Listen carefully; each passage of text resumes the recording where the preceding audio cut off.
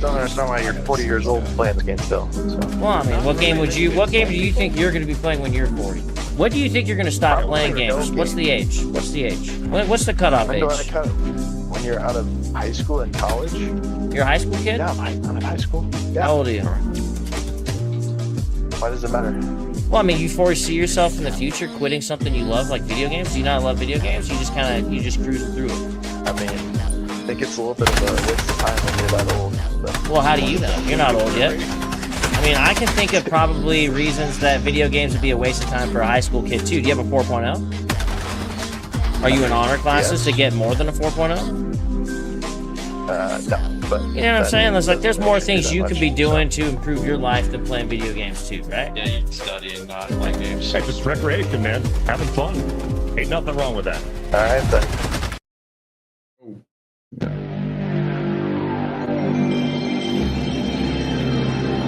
All right, hello everybody, and welcome to Honey Badger Arcade. My name is Brian. I'm here with John, the problematic white guy, and this is the Week in Culture.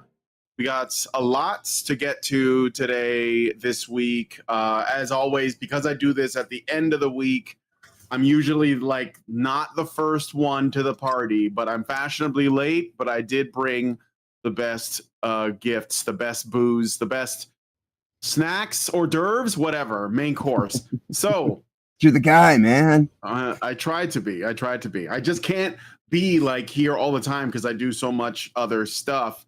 But yeah, hi, John. How are you doing? Oh, I am awesome as always. Actually, even a little bit better than usual. I have started a campaign for fuck YouTube and the Rumble Revolution, and seemingly had some pretty good success. I was dovetailing with Hypnotic yesterday, getting himself banned for a week from making video content for YouTube. And so he ended up having a Rumble exclusive, and since Toasty and I were already over there, and we know that Toasty got demonetized because of a coordinated mass reporting campaign, seems more than likely that the same people are at play here, and he got himself reported for the "Celebrate Our Differences" song that's 20-30 years old now, and but it's on every single one of his videos, right? And so I was just pointing out to everybody, it's they're going after him for something like that's been there this long. This is he can't, if he comes back and he's got the 90 days and it doesn't get removed, then he has to basically go and scrub every single one of his videos of that, piece of content, because they can give you the exact same strike for the exact same thing over and over again, even if it's for older, because he's been using it this entire time. Well, so what it means is they're not really going after him for the song. Right. They're going after him for some other reason, and they're using this as leaning. Yeah, it's like digging up old tweets that you made, in order to get you fired or whatever. This is not a new tactic. It's just now your experience. I've been doing this for 10 years, and over at Honey Badger Brigade, we've been dealing with shit like that ever since we started. It's been something. We're demonetized. We lose subscribers when we upload. We go through all this other stuff, and yeah, we've been on Rumble for a couple of years now. And I'm with you. I want to tell everybody, if you're not I got one person, no, not even one, because it's me. I'm streaming on Rumble right now, and the channel's the same, Honey Badger Arcade. You guys could be hanging out in the Rumble chat. Help Rumble become a thing. It's far better. You get more for your money. YouTube basically exploits not only the creators but also the audience, and so they make things try to be as restrictive as possible, because they're not really about creativity. They're about ad revenues. They're about it's Google, right? And so I don't give two shits about any of us. But over at Rumble, it is a platform that if you're creative and you want to actually be creative, you'll be rewarded for being creative. And so, it's non-restrictive. Rather than having to deal with watch hours, of all these other people, it's about you as a creator streaming 30 hours a month, getting 100 followers to your channel, and, and you have to pay for the premium account. So that's your barrier of access, is it's $10 a month or $100 a year for a premium account. And if you aren't willing to invest in yourself, to invest in your business as a creative creator, or to actually enhance your creativity and everything like that, then this is just a hobby for you, and so like looking at that, Toasty and I, we completely switched the way that we do the show in real time, basically over the course of the last few days, and we've been averaging over $100 a day in monetization Rumble rants, which you're automatically monetized too when you operate over on Rumble. You don't have to like go through all these hoops just to get to the point to where you're relying on an audience, and then the creative program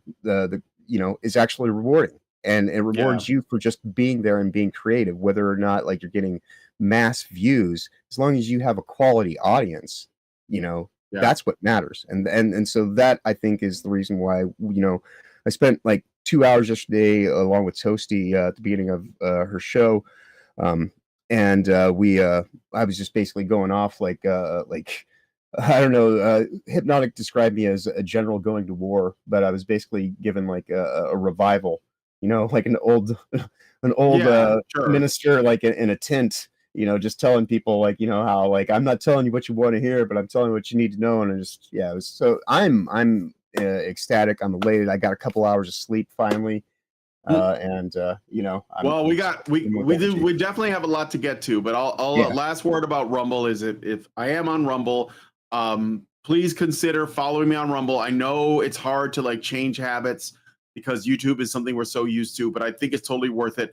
Dan Bongino, who was a political commentator that used to regularly appear on Fox News, for example, he started a Rumble account. He just left YouTube altogether and was a regular on there, and he blew it up, and it's massive now. Tim Pool is there, Viva Fry is there, so many content creators, Dr. Disrespect, they're all on Rumble, so why not? Let's just let's at least make it less easy for YouTube to be like the only gang in town. It's like living in a Walmart town. I'd much rather, and I said as much to somebody, is I'd much rather be small business operating on my creativity than be a serf, in service to some large techno-feudal, lord in the control state. And that is Google, that is YouTube.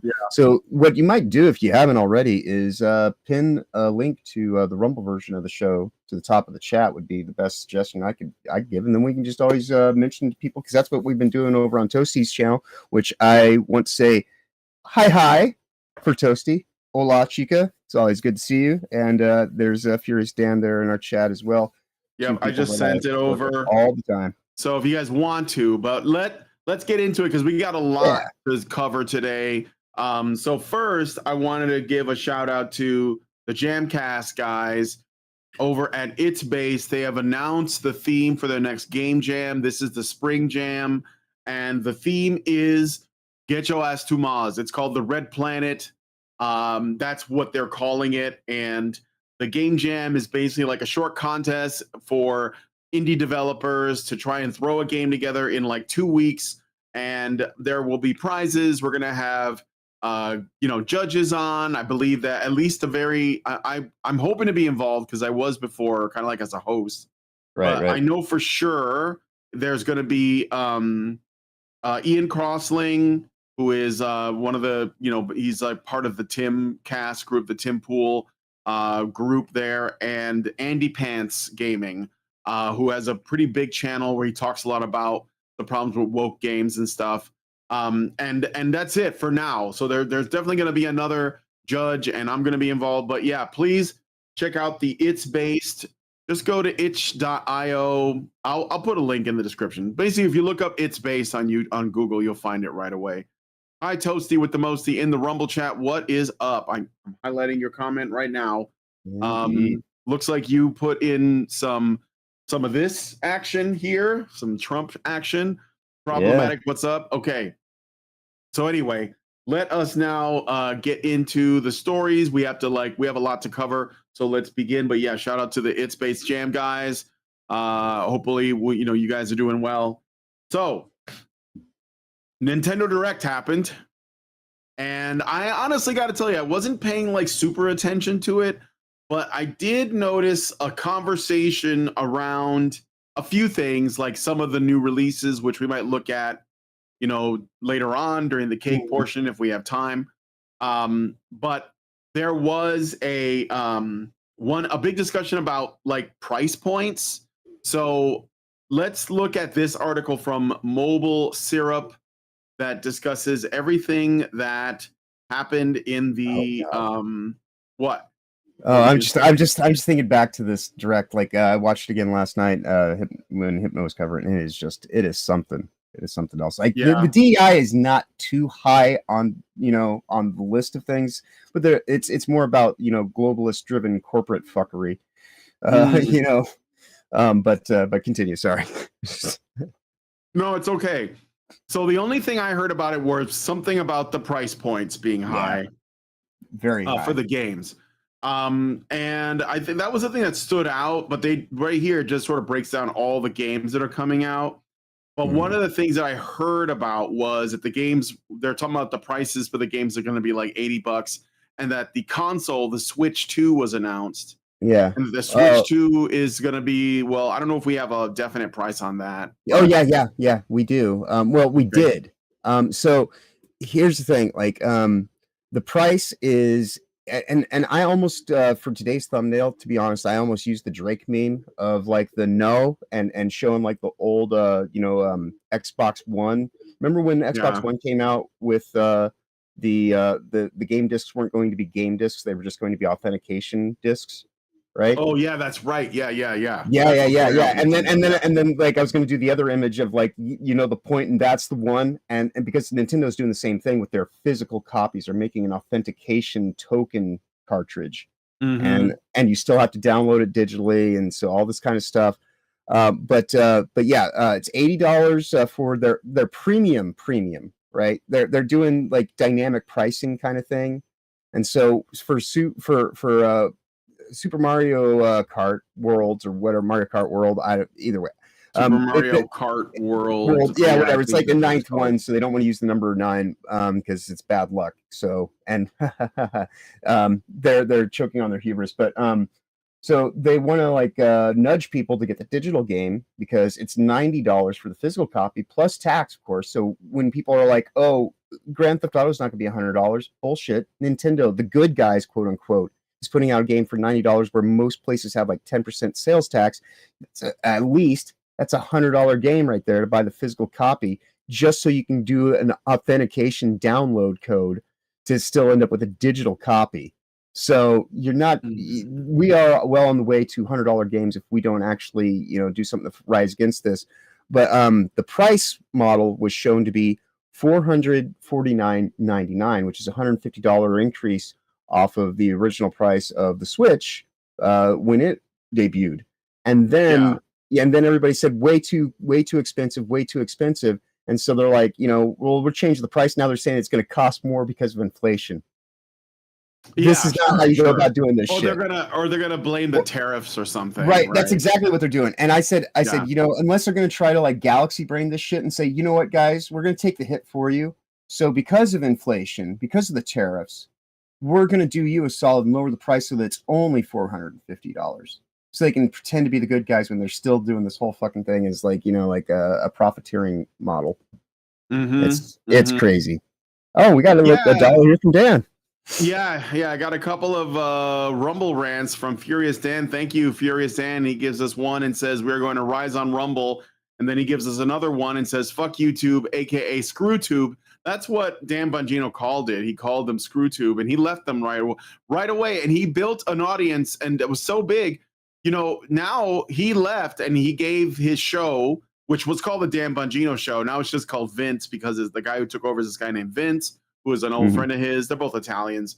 And now Dan Bongino is the deputy director of the FBI. Right. So I'm just saying, if we can make this Rumble thing happen, I could end up working for the government. Wouldn't that be based? Toasty with the Mosi 69, hello, gives us $2 and says, let's support each other to transitioning to Rumble. # Rumble Revolution. 100%. 100%. Like I would be elated if I can do all of my content on Rumble. And that's what I've been pushing for with my other channel too, even though I don't run that channel. I'm always saying we got to push the Rumble more. But yeah, I would be absolutely elated to do that. So I'm with you on that. And I agree. We should be doing that. So I appreciate you guys hanging out in the Rumble chat. And yeah, so anyway, back to this. So I didn't at the end of the day, this is the thing with Nintendo.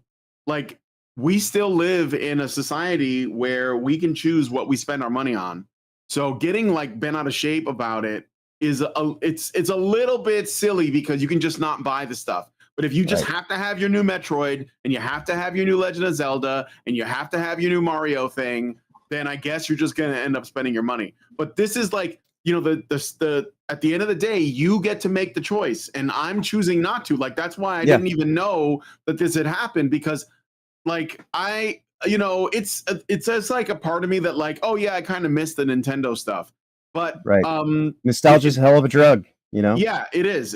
And it's like the dark side of wisdom. Like, wisdom is learning from the past.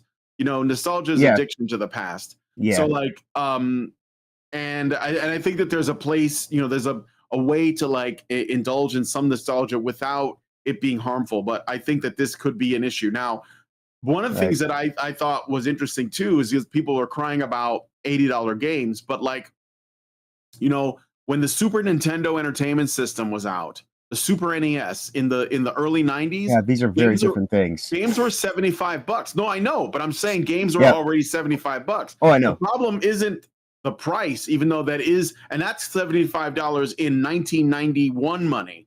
Right. You know, like that's different than $75 today. Because I remember with taxes in Chicago, if I bought a cartridge for the Super NES, like if I bought Street Fighter 2, it was 76 something. It was like 76 something, 76.50 or something with tax, right? For a game. Now, today people would lose their minds about that, because I remember when they would whine about a game being $50, and I was like, well, that sounds actually a lot better than a Super NES title, or even a Sega Genesis one, which was maybe like $10 less. But I'm not saying that to be dismissive. I'm saying that to sort of point out that, like, you know, this isn't that drastic of a change. The big issue is not the price. The big issue is that you're not paying for a product. You're paying for a motivation license behind that price, I would say. Well, you're paying for the license to borrow the product. Right. Leasing it. You're not buying it. Right. But what I'm saying, though, is like in the 1980s, you got a hard cartridge with, like, you know, actual like man hours put into it and all this kind of stuff. And so like there was time well spent to get that larger amount of money from you. Right. And it was a much smaller industry at that point in time. And so, you know, the scale of industry, as you go wider, you know, and get more people, you can bring your costs down and still, you know, make more profit. Like when Toasty and I moved over here to Rumble, we said, you know what? We do a $100 extension. We do a $200 bra stream. We used to do a $300 eyelash dance. But when we got over here, we said, you know, let's give people a value incentive for coming and joining us on Rumble, where they can do the super chats, or the Rumble rats rather, and all this kind of stuff. And so we decided to drop the price down to $250, just to make it more accessible, because, you know, that's our way of giving back, to try to like. And so if you want to like enhance the value of something, sometimes you actually have to make a little bit less initially so that you can make a lot more in the long term. And so like Nintendo pulling this card right now is them saying, we don't want to have a big audience. We just want to have a paying audience, you know? So yeah. Isn't Nintendo supposed to be one of the good guys too? Well, like, weren't they like right. Well, not like EA or Ubisoft or you know, Activision, like Microsoft, Sony. I would suggest everybody when you get a chance, go watch Real Life Fake Wizard's most recent video about this, where he suggests that, you know, because I was comparing it to, like, you know, the Disney people, the ones that Disney can do no wrong. They go to the theme parks and do all this stuff. And so he was basically saying, you know, who knew that Nintendo was actually the final end boss of, you know, like greed-based corporatism, pretending and masquerading to be all virtuous and all this kind of stuff. Because this is the mask off moment, you know, and so Nintendo are not the good guys, and they probably most likely never were, because they keep going through this cycle of they get, you know, they start to, you know, feel really, you know, oh, we've succeeded, we can do whatever, and they start feeling their oats, and they do something stupid, when we went from when the DS handheld to the 3DS handheld, it was similar to this. When we went from the Wii to the Wii U, it was similar to this. They constantly keep doing this thing where they build themselves up really high and then they make this huge fucking pratfall. And this thing reminds me, this is more Xbone 2 than it is Switch 2, in terms of just the way that they're handling the situation. Because I watched the Direct last night, watching along on Hypno's channel. Since he's doing an exclusive week here on Rumble, and we did a raid over to his show and everything like that. And so they've got this camera, that front, that top loaded USB. Everybody was like, "Ooh, does that mean there's going to be a second screen attachment?" No, it means that they have a button on there called the C button. It's the cache button, because they've paywalled a whole bunch of stuff. And so they're going to give you camera access for the first year. If you buy in, you can use this camera for free. But then one day next year, out of nowhere, after you've gotten used to using it, then they're going to hit you up for money. They're doing every underhanded kind of shitball scheming tactic that one can go about to just completely just try to profiteer. I have no problem with people profiting and prospering and doing good business. But if you're a profiteer, get fucked, and that's my problem with YouTube as a organization, because it, as I said, it is exploitative of the audience, of the creators, of everyone. Whereas here on Rumble, it's all about creativity and, actually, trying to do what it can to give the audience more interesting things to do. The mobile gifts, the emojis that are actually gift based, in the chat and things like that. You have a lot more fun. It's colorful. This is corporate Nintendo at its worst, ultimately. And there's so many little nitpicky this and that's. There's some things where you're kind of nah. At best, it was meh. But at worst, it was, wow, these guys have really lost the plot and are just so focused on just trying to capitalize on their fan base and their users as much as possible, and hoping that they're just hypnotized and willing to go along with anything. And then there's also the DEI game, which we'll touch on later. But well, let's back up for a second, because there's something I want to talk a little bit about. Okay, why is Nintendo going in this direction? And I know that to just say they're greedy or whatever, I think that's a little bit oversimplified, because I'm trying to let's look at the bigger gaming landscape right now. Okay, so right now, I think we're living in a time where physical media is disappearing. Okay, getting a disc or a cartridge or a card. That what I'm saying, that's almost non-existent. What I mean is that let's set aside the Switch 2 for a second. Set aside Nintendo Direct for a second. Let's look at where we were just before these announcements came. All right, so you could get your games for a couple of consoles: the Switch, the Xbox Series X, whatever they're on right now, the PS4, PS5, and Steam, GOG, Epic Game Store, etc. Right. Now, when you buy those games, for a long time, people were getting physical media. It was cartridges on the Atari, and then later we were able to put it on discs, CD-ROMs, and then DVD-ROMs, and then Blu-ray ROMs, or whatever they called them towards the end there. And there was lots of physical media that you could get, right? I have a whole wall of games on discs and some cartridges and stuff like that. But that's gone now, basically. I mean, I think there are still some developers that make games that you can get on a disc. But even then, there appears to be a restriction on access. So, for example, I have some PlayStation 4 games, and I can pop the disc into my console, but if my console isn't connected to the internet, then I can't access the game, because it's showing that I no longer, my account is no longer connected to the game. Right. So the game is not actually the game. It's an authentication key. It's a physical token. So what I'm saying is that what it seems to me is that what Nintendo is doing is just a response to the direction we were already heading in. Because when I read the instructions on this, on how to use this, and look, this is not, and their response is following in line. That's the issue for me. Because that's what I mean by they're being profiteering. Is They're not being the innovative Nintendo they're supposed to be. No, of course. But I'm not making a claim about anyone's intentions or Yeah, making a moral judgment. I'm looking at like where are things now and where they're going. So it says here how it works. Insert the game key card into the system. Then it says the game itself does not include the game is not included on the game key card. So you'll have to download it before you can play. When you insert the game key card, further instructions will be displayed on the home menu. Please follow the instructions to download the game. Please note, to download the game, you must have enough free space in your Nintendo Switch 2 system memory or micro SD express card. The amount of free space required is indicated on the game key card packaging. Step 3, play the game. Once the game is downloaded, you're ready to play.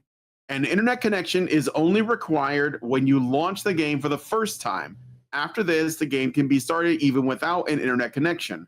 However, like regular physical software, the game keycard must be inserted into the system in order to play the game. Right. So by getting the physical copy, you actually shortchange yourself by because if you buy the digital, you never have to, because if you get these physical keys, ostensibly, then you have to walk around with a whole bunch of physical keys that are completely pointless because you still have to, go through the authentication process. So this is nudging, this is them trying to say, oh, we're giving you the benefit of going digital. And that's my issue with it, is this is a way to kill off secondhand sales because they want to make sure that everybody pays the price that Nintendo sets. And that's what I mean by them being profiteers here.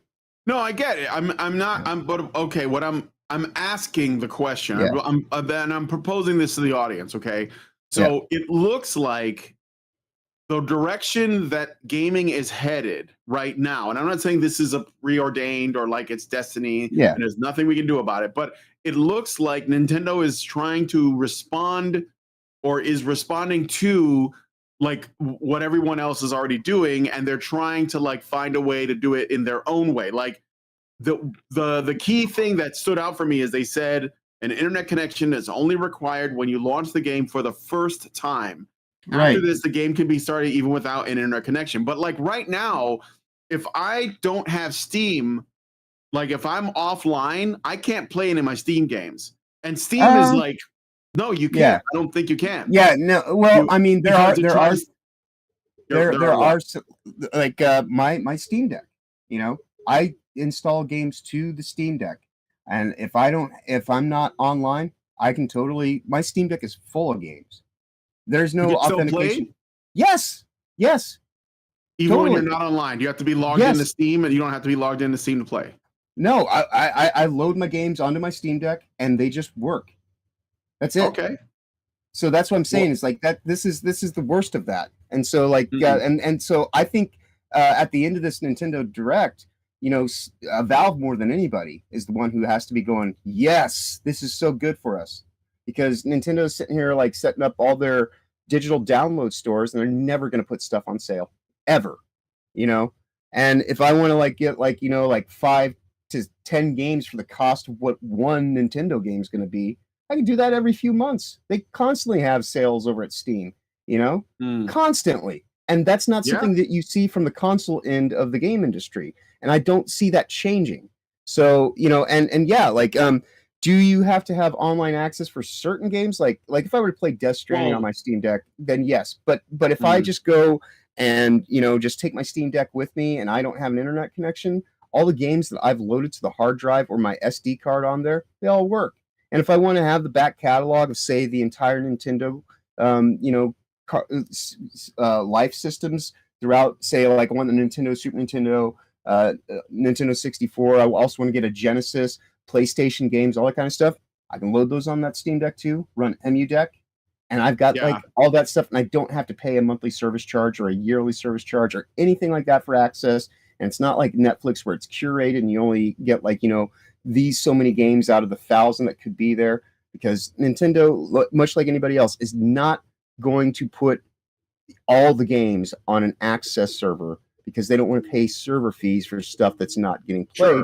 So they're only going to curate certain things. And so like there is, it's like it's the sizzle, not the steak, right? And so they're selling the experience, the lifestyle experience, rather than the actual reality. And the actual reality is far more lockdown, draconian kind of stuff, Whereas with a Steam Deck, it's open source, it's awesome. You know, that's why I called my channel Awesome Deck when it first began. It's because like it's so astoundingly cool what you can do with the thing. And even though this is also a digital platform system, right? It's a digital platform that actually encourages you to like, you know, like feel like you actually have ownership over your stuff because you're authenticated into your Steam account when you log in. And so that's why you don't have to be constantly online. You could argue to some degree it's kind of doing that, but you can install games to your Steam library that aren't through the Steam store tons of ways, you know. And so it's a completely different kind of situation, and it does not require you to be online to use a Steam Deck at all. All right. Well, I didn't know that. I guess it has an offline mode that you have to turn on if you're on your PC. What about game like services like GOG or GOG games can play on there. Heroic. There's a Heroic launcher, and there's also Lutris launcher. And because it's an open source Linux based platform, I'm actually right now, for people who don't know, I'm streaming. I'm coming to you live on this show from my Steam Deck. I have moved over entirely to be a content creator that operates off of a Steam Deck. So when I say that this thing is a wonderful piece of equipment that you can get so much more value out of, you know, than anything else, I'm not joking. I'm going to start my Awesome Deck series again. That's why I'm trying to get to 100 followers on, you know, my Rumble, so that I can actually, you know, when I start making content again, I'm going to re-debut basically over on Rumble, and then I'll just be putting like VOD playbacks and whatnot on YouTube, because I'm abandoning YouTube. Fuck YouTube. I'm leading this Rumble revolution, you know, from nowhere. Just like, you know, like when I started an FFS Discord and got all these YouTube creators together in one place, and I've got like no following myself. If you have the will, if you have the spirit, if you build it, they will come, as they say. You know, and so I'm very much on the idea that, like, with my passion and energy behind trying to be supportive of Rumble, I've put my money where my mouth is, and so like I'm trying to do what I can to actually, you know, give people an opportunity to, you know, encounter this space as something that you're not getting, you know, on YouTube. And even if you are getting on YouTube, it's all going to be based around the idea of, all right, well, you're getting like a taste of it, but if you actually want the full experience, go check out the Rumble thing, because that's going to be far more, you know, beneficial to you in the long term. But yeah, that's the way that I look at this situation. Is Nintendo is showing its hand, and it's decided that it's just ready to profiteer. You know, it's done being like even their innovations are not innovations. A webcam that costs me an extra $50 plus a monthly service charge to use after they get rid of the initial kind of freebie time and all this kind of stuff. I mean, if you try to get all the kit and parcel and everything like that comes with the new system on the day that it comes out, you'd be spending up to $2,000 basically on day one. Like, this is not a cheap system, you know, and not to say that it doesn't have like nice little technical this and that's, but if you're somebody who actually is looking for the value of your money in the system that you're looking to invest in, I told so many parents last night, get a Steam Deck. It's a strong, durable system. Your kids, you know, like they'll be able to grow with their library. They'll be able to have it forever. Like, you know, like it's a better fundamental value. It may not have all that, you know, nostalgia attachment to it that you have for a Nintendo system, but there are ways to go and have even that included. You can download EmuDeck because, again, it's running Linux, so it's open source software. It has access to a wide variety of, you know, capabilities that it wasn't initially, you know, built in with. But that's the whole thing. Is the idea is you own it, it's yours. Do with it what you're going to do with it. If you want to take Linux off it, install Windows on it, you know, it's a PC. You know, it's a PC that just looks like a handheld. So it operates in a very unique way that is just far better than the, you know, what you're getting from YouTube. Like in terms of like, you know, like the screen specs and all this kind of stuff, all that's all well and good, but I really don't give two shits all that much ultimately at the end of the day about how shiny something is. I want to know how immersive it is, how, you know, how much of a flow state, how much of like a reward I'm going to get for being, you know, involved with it, it's going to be. And I don't feel that with the Nintendo, honestly, since the Wii was when I got off that train. And so I don't sit here and try to tell people don't buy it.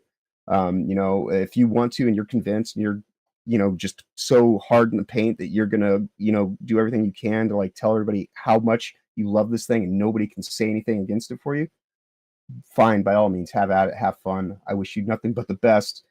But for me, where I can try to like look at this with some level of objectivity and discernment, it's not worth the buy-in, because what you're getting is just a whole bunch of paywalls that you're, you know, ultimately going to have to mediate and manage more than anything. Mm-hmm. Mm-hmm. Yeah, well, it looks like, yeah, it's not it's I did you know, I didn't look into this too much, but it seems like it's mostly a bit of a underwhelming presentation. Yeah, it is very underwhelming. It might. Okay, so here's the thing. I think Nintendo's audience. I'm thinking about Nintendo's audience has always been well, for a while it's been slightly different from the standard console like PlayStation, Xbox, or PC audience. Which it's almost like there's three audiences, right? So you have like the PC people who have like a very specific thing that they want on their game, or at least you did historically. Then you had your console people that were into the Xbox and the PlayStation, of which there was a lot of overlap with like some exclusives on both platforms. And then you had the Nintendo people that were more, it was for a long time aimed at, you know, like younger audiences and families. And when Nintendo originally tried to break out or at least try to compete at the level that the PlayStation and the Xbox were at, they made the GameCube, which was actually a more powerful console than the PS2 and the Xbox. But the GameCube was not able to compete. It ended up dying because even though it was a more powerful system, it's actually where Resident Evil 4 launched originally.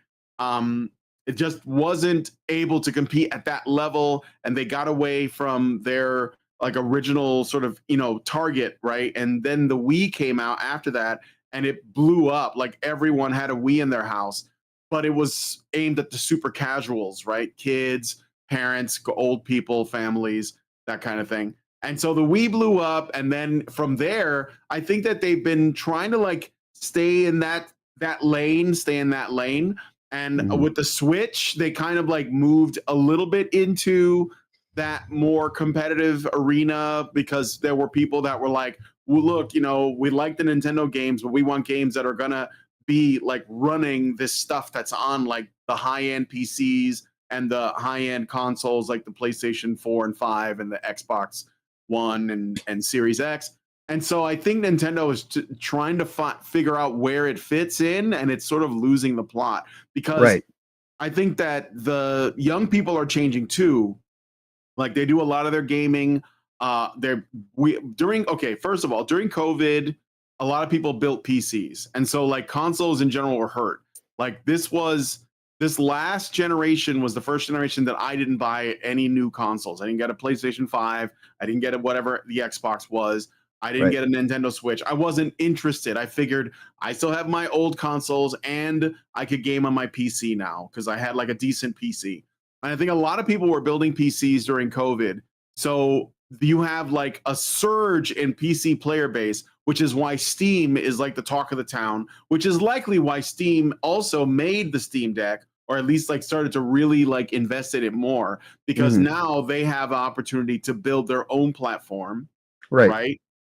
And yeah, the Wii U was just an evolution of the Wii. I'm just saying that it was still in the same boat. Somebody mentioned It's like the 3DS advancing from the 2D. Yeah, it's like it's like the Game Boy Advance and the 3DS, right? Like, but I think that I'm looking at trying to see like all of the factors that were at play here, and I think Nintendo is scrambling to like adapt because even though they do have like some, you know, obvious like fan favorite franchises that are probably amongst the most iconic in all of video game history, they're losing their audience because like the young people are not, first of all, I don't even know that they're gaming as much as like, you know, like the millennials and the Gen Xers, like the Zoomers. Well, but what they are doing is they're playing like Fortnite and, you know, what's the one with the with the blocky looking people? It's not Minecraft. Minecraft. No, the other one that's got Roblox. You know, like Roblox.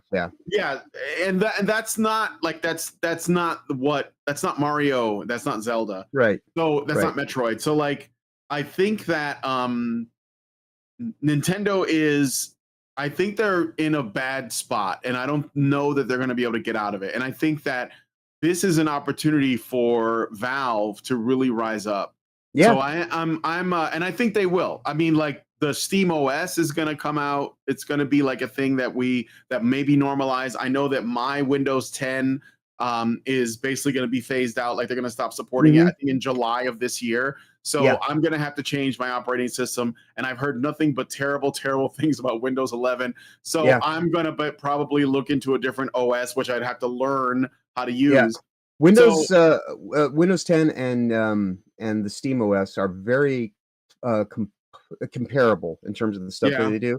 My biggest nitpicks when it comes to Steam OS is it doesn't have virtual camera support, and it should just have and maybe that'll change. Like I'm getting a laptop sent to me by one of Toasty's longtime members to help, because how I'm having the hardware issues. Like everybody, I'm here on a phone call. The problematic white guy that you see on the screen, Brian's doing all that work for me. I am literally just an audio call in for the show. So he's sending me some hardware to use, and I'm considering at least putting a dual boot on there to kind of like test to see how it works. Because if the laptop has a camera on it, I want to see if it'll recognize it and if I can get that to work. Because right now I only have a few little nitpicks about the Steam OS.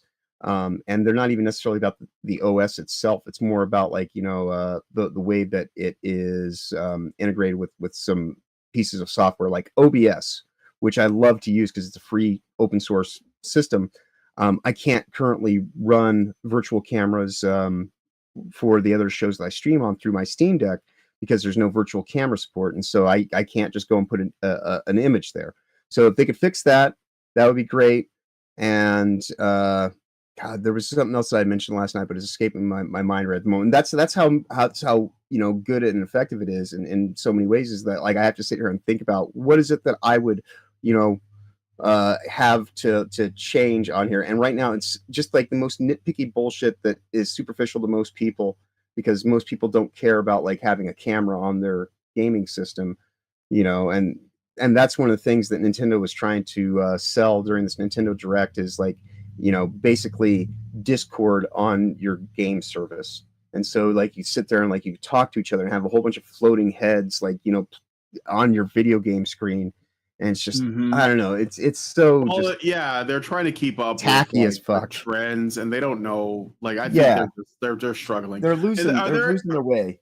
Yeah. Are there any other significant things about the Nintendo Direct that we should you mentioned something about DEI? If you can find that game, the one that I used for the thumbnail, I believe it's called here it is, Drag and Drive. If you can find Drag and Drive, you just have to watch, find a video clip of it. And drag is in drag queens. No. Drag. Okay. Murder Ball, like the thing like handicapped people play, like basketball for handies, right? That's what it is. Because how like the Switch 2 has those removable hands, like the sides of the console come off so that you can have Wonder Joy-Cons basically. How do you spell it? Drag and Drive. Drive space X Drive. Oh, Drive X Drive. Yeah, Drive X. Yeah. Drive by Drive. Or sorry. Drag by Drive. Drag X. Drag space X. Man, are we gonna get there somehow? Sorry. Okay, Drag X Drive. I have not gotten enough sleep in the last few days. Help me out here. I need to know what's going on. I sent you the thumbnail. No, it's okay. I know, but I don't know what that is. Okay, that's so right. I haven't been following it. It's all right. I have the trailer here. But you should watch this, and I just want to get your initial reaction upon watching it. Because all right. Yeah, we're gonna look at it. It's like a Wii game with motion controls, but for both hands. Oh, I see. Okay. Hi, yes, please like, share, and follow. Thank you, Toasty. Let's kill YouTube. Let's do it. Indeed. You might want to mute it. Why? Well, actually, you don't have to. Yeah, it's fine. I'm not. I mean, what are they gonna do? Demonetize me? Very true. Indeed. Oh, you're in a wheelchair. Oh, yes. Very inclusive. Okay. Yes.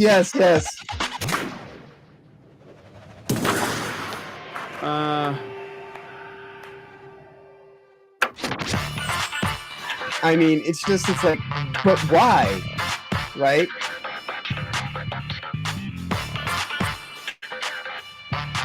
I mean, it could be far worse, and there are other things. Like there's a Nintendo, there's a Hyrule game where you're girl bossing.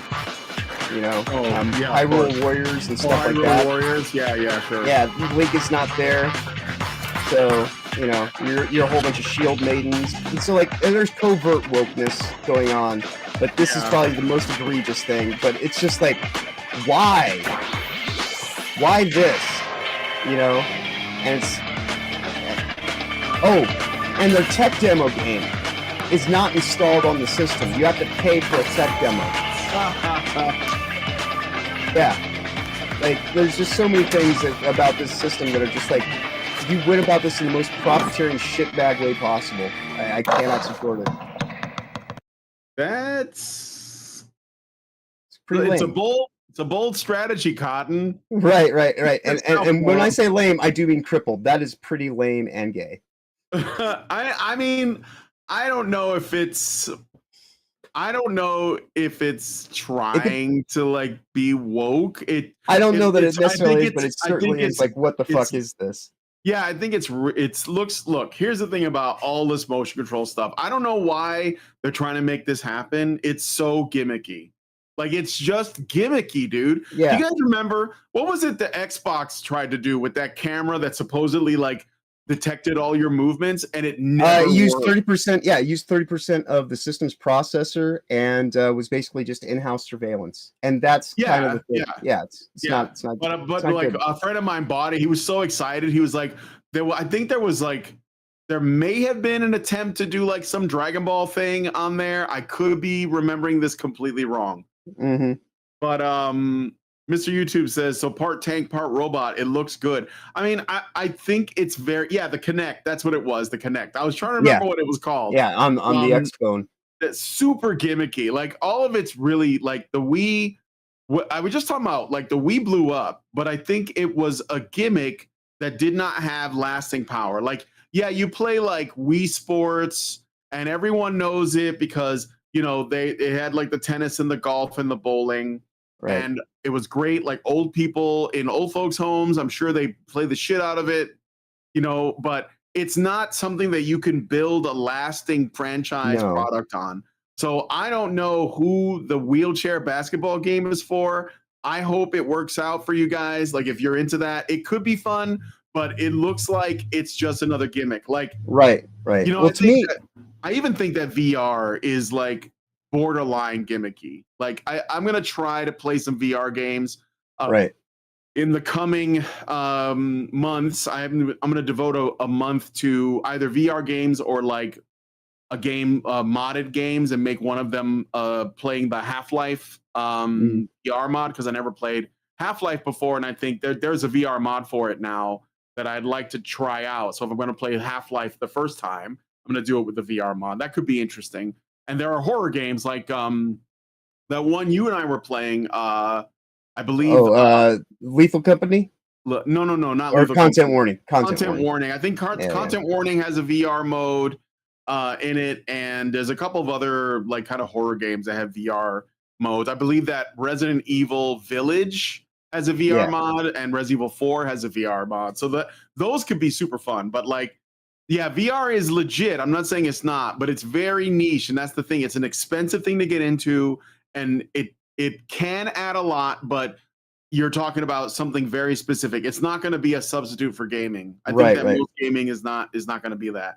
I think of motion control is kind of like, all right, so like in the 1970s, disco was big, but you know, and so like 20 years ago when the Wii came out, motion controls were big.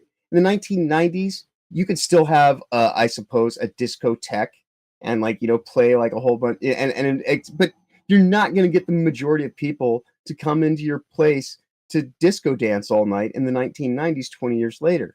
Motion controls have had their time. People don't buy Rock Band games anymore. They're not playing Guitar Hero. That was a gimmick too. It was fun. Right. But that was 20 years ago. Yeah. That was 20 years ago though. I know, I have a closet full of plastic guitars. Yeah. I don't like to talk about it. But I will say though, when Rock Band was like the shit, like I had people coming over all the time to play, and that was worth it. That was worth it. But yes, I agree. It's definitely a gimmick. Its time has come, and it's in a way like something like VR or motion controls could replace like that kind of experience. Like you want to be like simulating being in a band or something.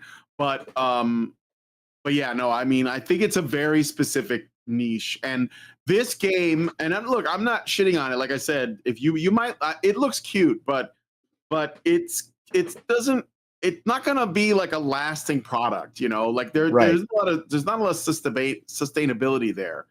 But anyway, all right. So, but I do have some. Saltpeter Taffy says I played the hell out of Guitar Hero and Rock Band, best video gaming gimmick ever. Yes, I did a lot of singing on that, a lot. Yeah. And I like karaoke games too. I had Karaoke Revolution on the original Xbox, and that was fun. Like these things are, but now like you don't need that. Like you can just get a karaoke like thing on probably in a browser now, right? I'm sure you could. So Rock Band good for anime and gaming cons. Yeah, I did play I went to a convention. It was years ago, and they had Rock Band there, and I did like the shit out of some Pearl Jam. I was there I was belting it out. Right. Anyway, so is there anything else about the Nintendo Direct thing, or I mean, there's probably a few other things we could get nitpicky on and everything like that. But if we've got other stuff to talk about, there's a few. We do. But there are a few games. An hour. Like, there's a couple of games that got. Yeah, there's definitely like a couple of games that got announced that I want to look at during the later portion. But anyway. So let us know what you guys think about Nintendo Direct. Is there anything that I did not cover? I want to get your thoughts on that. And I would say, I mean, I've talked about it. We talked about it over on Will of the Fans the other day. I've talked about a few other places. So I would say check out either the Will of the Fans stuff from earlier this week if you want to get some of my other initial kind of thoughts on it, or go watch Hypno here on Rumble. From last night, where he did like a 4-hour live stream, because he goes through the whole Nintendo Direct and just does a reaction video portion to it. So and you'll get my thoughts are very much in line with the kind of stuff that he's saying on there as well. So, yeah, and also give Hypnotic a follow this week, and do everything you can to support him during this week while he's on Rumble, because this is where we have to take the Gamergate conversation if we don't want to lose the ground that we gained over the course of the last year. Yeah. Okay, I wanted to also comment. Somebody in the Rumble chat, Mr. YouTube, said AR. I think AR could be really special. I think that's not a bad idea at all. I think it's about how it's implemented. Like, isn't there like there's some Pokemon game that uses AR, some like phone Pokemon game, right? Where you put your camera in and like Pokemon Go. Yeah, Pokemon Go. Yeah, like but I think that AR has a lot of potential. I think that's actually one of the potential advantages of AR. If you have like a good AR headset that maybe is cordless and you can walk around like your own home or your own apartment and have like some experiences, but you're able to see the world, so you're not walking into walls and breaking TVs and shit. So I think AR has a lot of potential. I'd like to see where they could take that. But anyway, maybe brighter people than me will do something interesting and creative with that. So let's move on to the next story. All right. Yeah. So Devil May Cry, a very popular game franchise, one of Capcom's most well-known, has been a bit of a subject of controversy because they made an adaptation for Netflix. So Netflix has a new Devil May Cry, and I want to find the clip that was going around now that we mention it. But I'll just give you the rundown. That's the sort of summary of it. So in the games, demons, are you guys familiar with demons as a concept? You know what a demon is? Demons are typically portrayed as, elemental evils, right? Power-hungry entities. Yeah, hell spawns. From hell, from the abyss, from Acheron, from Gehenna, whatever you want to call it. Right. You know, that Dante, the half demon protagonist of the games, battles with to protect humanity. Their malevolence drives the core conflict. Right? They're demons, and he kills demons. That's what he does. Okay. Demons, man, like demons. Yeah. With Dante's mission rooted in avenging his mother's death and safeguarding the human world from demons from hell. The Netflix adaptation, however, reimagines some demons as sympathetic figures. Refugees fleeing a harsh demon realm, seeking safety in the human world. This shift peaks in episode 6, called The First Circle, you know, like the first circle of hell, where the White Rabbit, the season's antagonist, is revealed to have noble intentions, smuggling demons to Earth to escape oppression, only to turn monstrous after betrayal and loss. Fans have criticized this as a betrayal of the source material's essence. Don't say. Yeah, I know. Some posts on X highlight frustration that demons, once, you know, unambiguous threats, like biblical threats to reality, are now framed as misunderstood victims. For instance, the games emphasize humanity's worth through Dante's half-human perspective, with lines like, maybe somewhere out there, even a devil may cry when he loses a loved one, underscoring emotional depth, not demonic redemption. The series' attempt to humanize demons, portraying them as oppressed rather than oppressors, clashes with this, leading some to call it a strange decision that dilutes the franchise's stylish demon-slaying identity. So we basically have a situation where Netflix, in its infinite wisdom, decided that demons from hell should be seen as sympathetic. Now, why am I like pointing this out? Because I mean, you can tell I guess you could, in theory, tell a story that paints a otherwise vilified group of people in a light that is less, like, you know, that is less negative, that is intended to sort of put a twist on things. But this is, you have to look at this as part of a broader pattern that we're seeing. Okay. So, like, what did they do in the Rings of Power with the orcs? What did they do with the orcs? You guys remember? Exactly. What were you going to say about that? Oh, well, that's exactly what this was compared to, was like, you know, the orcs that just want to have a family and be, you know, like, be left alone. And yeah, they're basically trying to use them as a cipher for, you know, mass immigration, and how, like, you know, like, only like they're being put upon by these bigots that aren't giving them an opportunity to just, you know, be a loving family. It is hilarious. Yeah. Norwegian says demons are 99% evil, which is why it was a big deal that Sparta rebelled to save mankind. Yes. Mr. YouTube says in Doom 2, sometimes the good demons would help you and shoot the other evil demons. What is a good demon?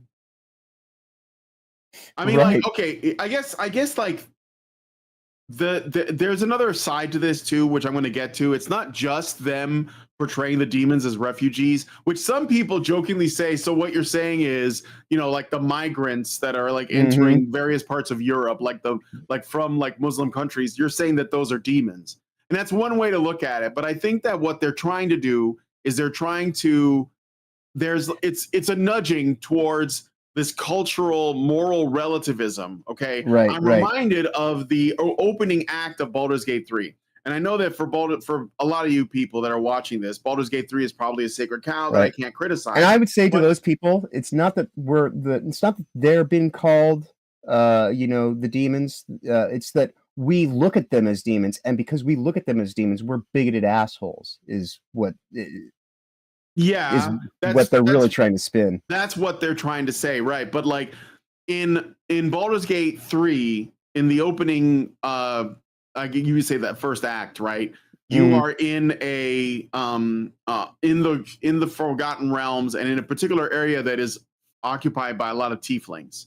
Now, tieflings are a race of people, of humanoids that are part demon, and they're from or part devil in this case, because they sort of like spilled out from the first layer of hell, the first level of hell. If you know your D&D lore, you'd know that in the cosmology, there's like hell, and then there's the abyss. And hell is where the devils are, and the abyss is where the demons are. But it doesn't matter; they're all evil, right? But what they're doing in Baldur's Gate 3, they create this thing where all of the tieflings, even though they're part devil, they're all like just kind of normal people trying to like, figure their stuff out. They're effectively refugees from hell. It's the same plot. And I didn't care for it because I didn't like that they were trying to present goblins as like, sensible. And what I noticed especially with Baldur's Gate 3 is that none of the monsters were aggressive to you, at least in the beginning parts of it, until you did something to them. Like goblins would just talk shit to you, but otherwise would ignore you, and you had to actually like fuck with them before it turns into an encounter. And I'm like, but they're goblins though. They're evil. Like why aren't they? They're just sort of there. Like everything is just relative, man. Like, well, what do you just like? Do you disagree with me torturing this gnome? Well, I guess we're gonna have a disagreement. It's like, no, that doesn't make sense. They're playing it too safe. And they did that with this. What I think they're trying to do ultimately is postmodernize morality itself with these little story choices. And when we accept it, it becomes normalized, and then it becomes impossible to tell the difference between right and wrong, good and evil. And right. I think it's that muddying the waters. Yeah, you're muddying the waters. Mr. YouTube says, well, angels to some, demons to others, they are the same race, right? Yeah, see, that's that moral relativism. You're referencing Hellraiser. Those creatures, the Cenobites, they're not good people. It's not ambiguous. They're saying there are some people who want to experience hell. That doesn't make them angels, right? So there is like it's hard to like make this known because we're kind of living in a postmodern time where people are always trying to rationalize a kind of equal balance of good and evil as though that is important, right? That like that's important that we have like all sides being presented fairly, when the truth is that there is evil in the world and it exists, and it should be confronted and opposed. Right. And I think that's what like the Devil May Cry stories, or any stories that involve, they want a world without discernment, but a world that's dictated on feelings and the moral relativism, as you were talking about. Yeah. So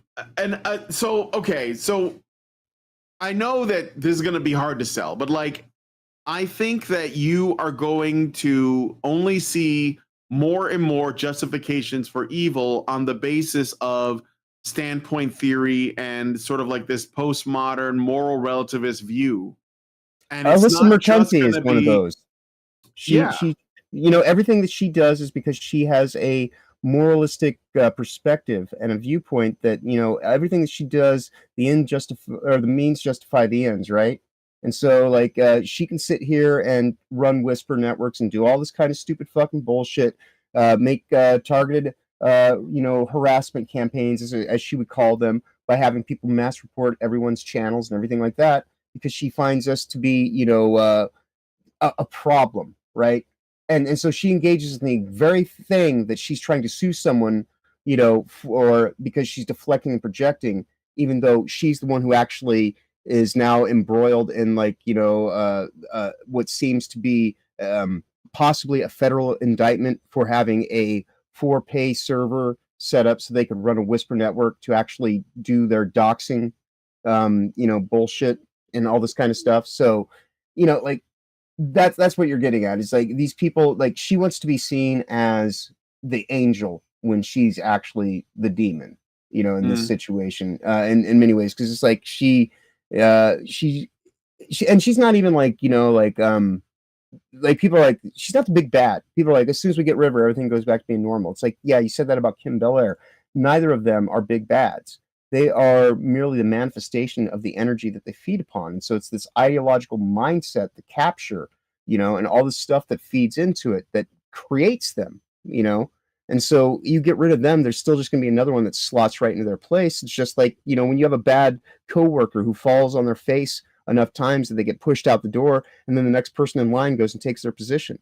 That's what we're dealing with on some of these people, and you know, and they're being treated as though, in their mind, everything they do is justifiable because we're that bad, we're that terrible. But everything they do is, you know, is beyond reproach. Let's look at the broader pattern. There's a pattern emerging, which I'm trying to like draw attention to. So in Devil May Cry, it's not just that they make the demons, or at least like there's a whole section. And by the way, there were a ton of thought pieces that came out after this episode.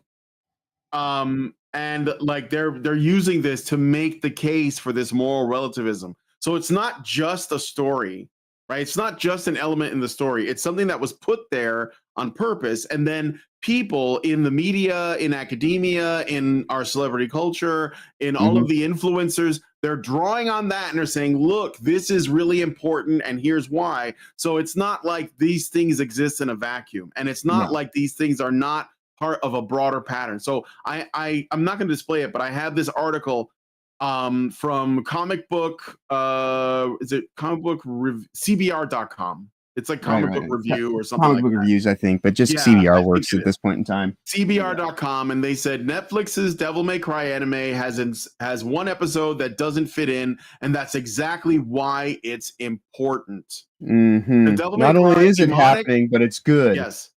Devil May Cry's demonic refugee storyline is particularly socially relevant. So why are they, and it's not just that, okay? Because this is important. It's not just that. There's another element to this. How did they portray the United States in the show? So the show's depiction of the US has also fueled debate with its overt critique of, quote, American imperialism, Christian nationalism, and militarism.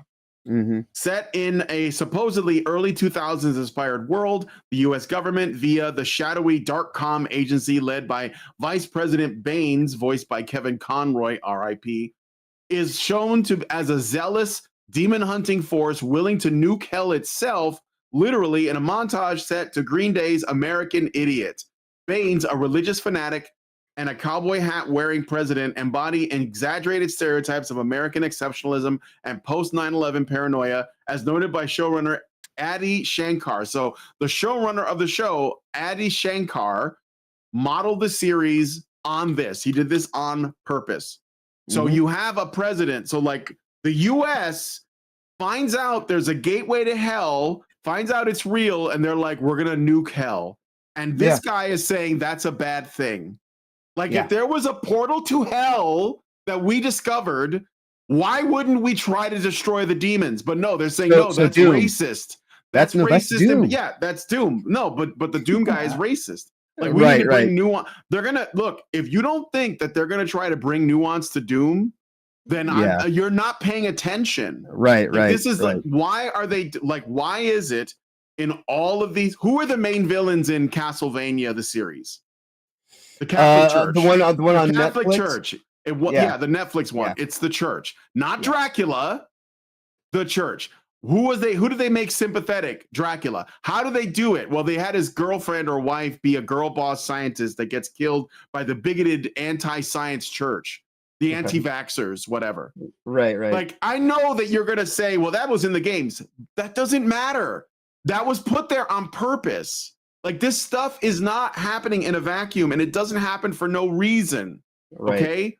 Like, and it starts with simple things like creating this idea that like good and evil exist as a dual nature of everything, and that it's okay that both things, that you need them both for balance. That's not really true. Like that dumbass last year is like, the great thing about Star Wars is that there is no good or evil. It's where you stand. It just depends on where you're standing. Like, yeah, exactly. That's exactly right. It starts with, here's how it goes, okay? First, you have something that's relatively simple and easy to understand because it's true that there is such a thing as evil and there is such a thing as good, okay? Then you get people who bring in nuance, and they're like, wait a minute, it's nuance. Like, it can't be that simple. That's black and white thinking. That's overly simplified. And then they make it nuance, and then you kind of accept it like, yeah, okay. Then they remove the nuance, and they say, actually, what you believed is evil and what we believe is good. Now it's okay for women to kill their babies in the womb. Now it's okay for people to cut off their genitals and pretend to be the opposite gender. And if you have a problem with that, then you're obviously a bigot. Now it's okay for, like, you know, black kids to stab white kids in the heart because they wouldn't give up their seat. Right. You know, Ryan on Reality Base, he would characterize this as the move from covert to overt wokeness, right? And that's like the whole thing about nudging your sensibilities, you know. And now, like, that there's experiencing the pushback, they're willing to go back to where it's covert, to act as though, you know, and because they want us all to, like, just go, oh, look at this, we won the day. You know, this is like when they changed genetic modification to gain of function research. It's the exact same shit. They're just calling it something else, you know. So yeah, like we always have to keep our eyes open for this, because that is what's happening. Is like, you know, they push it slightly until they just run over you. Right, and it starts when people forget that there is a difference between, like, that there is a reason why the stories that these people would call boring or predictable or black and white or whatever, there's a reason why they still appeal to us. Right, like, no matter how old they are. Like, could you imagine, like, they already did it, like Rings of Power, like I already said, with Rings of Power, they were like, let's make the orcs sympathetic. Okay, now what? Like, where could you go from there? Now you can't, like, you know, when now you're gonna see it changes how you view the characters in the movies if you accept the premise that they've set. Like, when Aragorn and Gimli and Legolas are, like, hunting orcs, you're like, oh man, that's somebody's father. Right. Like, that changes everything. No, they are monsters that are, like, just pure evil, and they were like designed for battle. That's all. They don't even care. They don't care about their own names. They don't care about anybody around them. They don't even care about each other. They will kill each other and like, eat each other. Yeah, that's the point. They're like they're supposed to be, you know, essentially volatile, self-destructive tools. That's it. They're tools of evil. And when they gave them families and children, that completely undercut everything. And you'll be like, well, that's just fiction, whatever.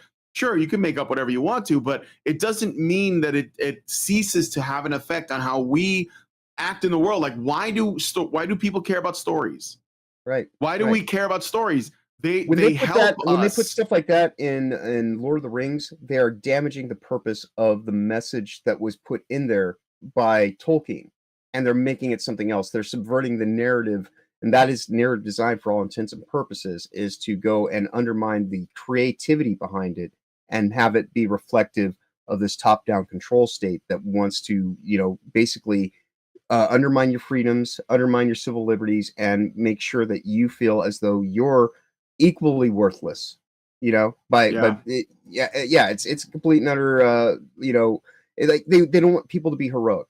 They don't want people to actually think for themselves. They want them to, like, you know, exist in their fields and you know, give everything, like, you know, this kind of like equal measure of, it's like, oh, well, you know, I clearly I must be the bad guy because this person has wronged me, and so I must have done something. I'm guilty for something, or my ancestors were, and so I'm paying reparations by, like, you know, allowing them to do this thing over me. And if I try to fight against it, that somehow just means that I'm institutionalizing all this stuff against them. It's such a fucking bullshit power play, you know, that's just meant to pull on your heartstrings, because, you know, the brain is not the heart. And if you allow your heart to lead you everywhere, like, it's the whole thing about, like, wisdom and nostalgia that we were just talking about, right? So wisdom is discernment, you know, your heart is nostalgic, you know. And so, like, it's good to have a measure of these things, but you can't just, like, live by your heartstrings, because if you live by your heartstrings, you'll be led along and you'll just become, like, dumbstruck by the quote unquote love. And the thing that you might be in love with might not actually love you back, but it's willing to utilize you and turn you into a simpering idiot for its own ends. Yeah. Dean Domino in the chat says, commies keep seething at the Frieran anime. I hope I'm pronouncing that right, because the demons are portrayed as straight up evil. Yeah, I keep hearing that about this show, where it's like a fantasy show, it's like a fantasy series in anime, and the evil is evil in it. Like, that's what a novel concept.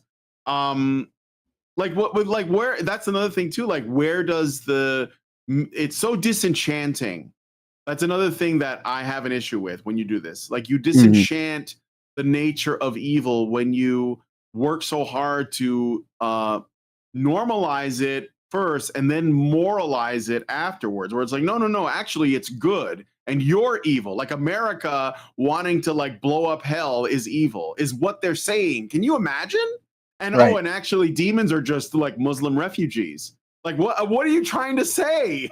What are you trying to say? But anyway, somebody else said, I want to highlight it really quick. Mr. YouTube says, in Doom 2, sometimes the good demons will help you and shoot the other evil demons. Like, but are they helping you, or do they also hate the other demons? Because there's a difference. I don't know. I haven't played Doom 2 in a long time. If occasionally a demon kills another demon, it doesn't mean they're good. It might mean that they're just like it's like the orcs killing each other over like Frodo's shirt. It's not because they're good or care about him. It's because they hate everybody. You know? So anyway, infighting is best fighting. Yeah, that's right. All right. So let me there's one other thing. I'm going to end this Devil May Cry thing because I got another thing that's related to this as well. But the controversy hinges on adaptation choices. So the claim is that the series isn't actually canon, guys. This is basically like, you know, fan art of this. Inspired by an alternate timeline inspired by Devil May Cry 3. So come on, guys, it's not real until it is. Until they say, actually, this is canon now. This is the real thing. Purists argue that it strays too far from the game's focus on humanity's resilience and Dante's swaggering heroism, which is kind of like the central theme of Devil May Cry, by the way, is Dante. This is why when they went away from it, it didn't go over very well. Devil May Cry 4, I think, which I understand isn't bad, but like because it wasn't about Dante, it didn't do that well. The shift to demon sympathy narratives and anti-American satire, not really satire, paired with 2000s new metal vibes. Apparently it had Limp Bizkit and Evanescence in it. Woof. Date yourself, please. Feels to some like a forced reinterpretation rather than a faithful tribute. Critics on IMDb and X lament Dante's reduced depth. He's more quippy than complex. That's probably because they don't know who he is. And they kind of like see the surface level stuff. Yeah, they don't care.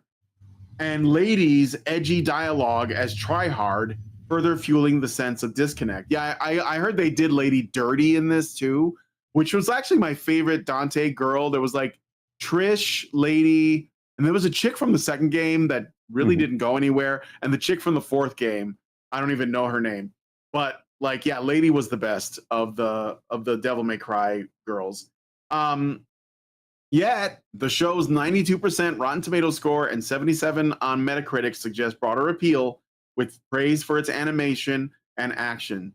So it will make money. Defenders argue it's a fresh take meant to provoke, not replicate. Still, as of April 5th, the divide is clear. Fans wanted pizza-loving, demon-slaying Dante, not a socio-political treatise, and the debate rages on whether this Devil May Cry honors or undermines its roots. Just typical Netflix behavior. It's just like, why have I not had a Netflix account in like probably 10 years? Yeah, shit like this. As soon as they started making their own shows, it was downhill, man. I think it started with that Kevin Spacey show. Oh, House of Cards. House of Cards, indeed. Yeah. I never, I had Netflix for the longest time, and I too was just kind of like, yeah, no, this is the rot. This is the thing that I didn't want it to ever be. And and if I really want something from Netflix that somehow comes out that might be good, I know how to sail the seas. You know, I'm a pretty savvy sailor. Oh yeah, a swashbuckling pirate, if you will, yar. You know, so yeah. We have our ways. Yeah, indeed. All right. I only know the ways of the sea. So I'm going to trigger the libs again with another story with my discontent. So let's move on to this. I meant to cover this before and I kept forgetting. So I wanted to like do it now. So you guys are aware of the Chronicles of Narnia, which is a very popular book series by C.S. Lewis, who was an atheist that converted to Christianity. And basically made it his life's missions to essentially like write stories that will, celebrate good and condemn evil. Yeah, condemn evil, right? Yeah. That was, and actually he was so devoted to that even Tolkien said that he thinks that Lewis was a little bit too unnuanced. A little on the nose about it. Tolkien, but on the nose is But Tolkien was pretty like straightforward with his beliefs. Oh, yeah. He was an Anglican his whole life, I believe. But so C.S. Lewis's Chronicles of Narnia is getting an adaptation for Netflix again. This time brought by Greta Gerwig, who is known for Greta Gerwig, Barbie movie, Little Women, and Lady Bird. A very, very feminist woman. Okay. She is set to write and direct at least 2 films adapting C.S. Lewis's beloved fantasy series. Oh no. Yeah. Netflix secured the rights in 2018 to develop new projects based on all 7 Narnia books. So she's going to get money to do all of the books. With Gerwig joining in 2020. Oof. Her involvement was confirmed in 2023, and the first film is slated to begin production in late June of this year at Shepperton Studios in London, running through Christmas. The movie will get a 2-week global IMAX run over Thanksgiving 2026 before hitting Netflix in Christmas. The first film is widely expected to adapt The Magician's Nephew, the chronicle origin story of Narnia, rather than the more famous Lion, Witch, and the Wardrobe. So like they're doing it in order of the story, not necessarily in the order of the books as they release, because I believe The Lion, the Witch, and the Wardrobe is the first book, right? In terms of which ones he wrote. But it's told out of order, yeah. Yeah, but he's telling it, in chronological order, which begins essentially with a prequel. Right. This prequel explores the creation of Narnia by Aslan and the origins of the wardrobe, aligning with casting rumors and producer hints. Netflix plans to adapt the books in chronological order, a shift from past adaptations focused on the sequence of publication. But here's where the controversy comes in. I don't know if you guys know about this, but casting rumors have stirred excitement and debate. Oh, no. So we're talking about casting Aslan, the godlike lion traditionally seen as male. Okay, so Aslan, they're saying, is going to be played by Meryl Streep. Oh, good. And yes, Meryl Streep. Damn it. I mean, I don't even have a problem with her as an actress. And she's just getting paid to do a job, but that's some woke ass fuckery afoot. Yeah. So what's the problem with this? If you've read the books, I looked into this a little bit. Okay. I know there's more that's bad about this, but if you've read the books, I haven't read all of them, but I looked into some of the things that C.S. Lewis has said about his books, as well as some of the stuff that's in the book itself. So Aslan the lion is not just a magical lion that created Narnia. Right. Not even in the canon of the story. Now, obviously, people say, well, Aslan is essentially an allegory for Jesus Christ. Okay, he's not just an allegory in the book. He's not just that. Like C.S. Lewis wrote him as a version of Jesus himself that created Narnia. And there's a conversation between Aslan and one of the characters about that, where he says, I think he says to one of the girls in the story, go back to your world. There is like, I am also there, but I am different. Like I have a different appearance. Right. So it's like the lion that lays down with the sheep rather than the wolf that would eat it, Now, if you're not Christian, I would ask, do you think this is appropriate even from the perspective of fucking with somebody else's work? Like, I'm not gonna say this is heresy and all of that. Right. I'm tempted to. Well, there's a reason. There's a reason why Viola Davis can't be Iron Man. Right. It's in the name.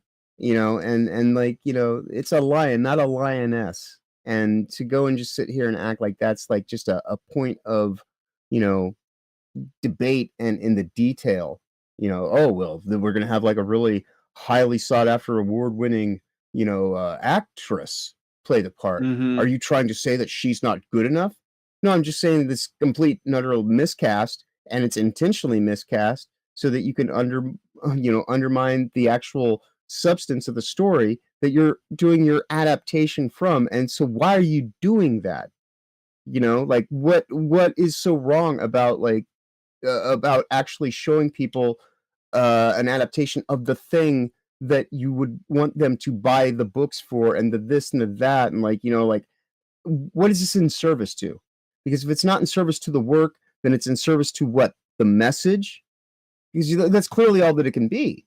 If you're not going to steward and shepherd the thing that you're actually, meant to bring to life in an adaptation, then what are you doing it for? Because if it's not to do that, then you're clearly just trying to be a profiteering, sleazeball who's trying to get something else over in a skin suit. And we're all tired of that. Yeah. A Norwegian says in the chat, if you're going to make an adaptation, do it with the mindset Peter Jackson had for Lord of the Rings. Exactly. Like, I don't know if Peter Jackson, like what he would say about Tolkien's, spiritual views or religious views, but he loved the story. Right. And he probably, even if he was somebody who didn't like Christianity, he'd probably at least say, well, Tolkien tried really hard to tell a good story for his children. And that already is enough right there, right? So I'm not even saying like, oh, we need like a Catholic to make this movie. No. All I'm saying is that Greta Gerwig should have some kind of reverence for the material she's adapting. Like when Disney did The Lion, the Witch, and the Wardrobe back in the day, I was really excited for that because I always wanted to see like a good film adaptation of those. And I thought the first one was pretty good. I mean, it was like, it tried a little bit to be like Lord of the Rings, but it's not, because it's definitely like a slightly younger audience. But I thought it was pretty good anyway, and they really good casting choices. Tilda Swinton as the White Witch was awesome. Liam Neeson as Aslan was perfect. I mean, I thought it was well done. Unfortunately, it just didn't go anywhere. I don't know if it's because Disney didn't want to invest in it anymore. I think if they could have been as big, if not bigger, than like the Pirates of the Caribbean movies, but they just dropped the ball. And now Netflix is picking it up, and I think they're going to do even worse. And here's another reason. So who is going to be playing the White Witch in this? Well, have you ever heard of a woman named Charlie XCX? Yeah. No, probably not, because you probably don't listen to modern music. She is a singer and songwriter that is popular right now, which is basically why she got the job.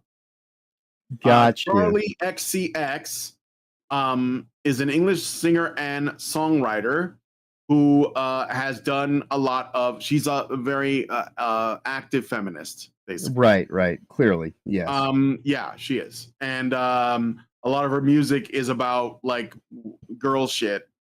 So she's going to be playing the White Witch. And I think Daniel Craig is being eyed for a role. Who gives a shit?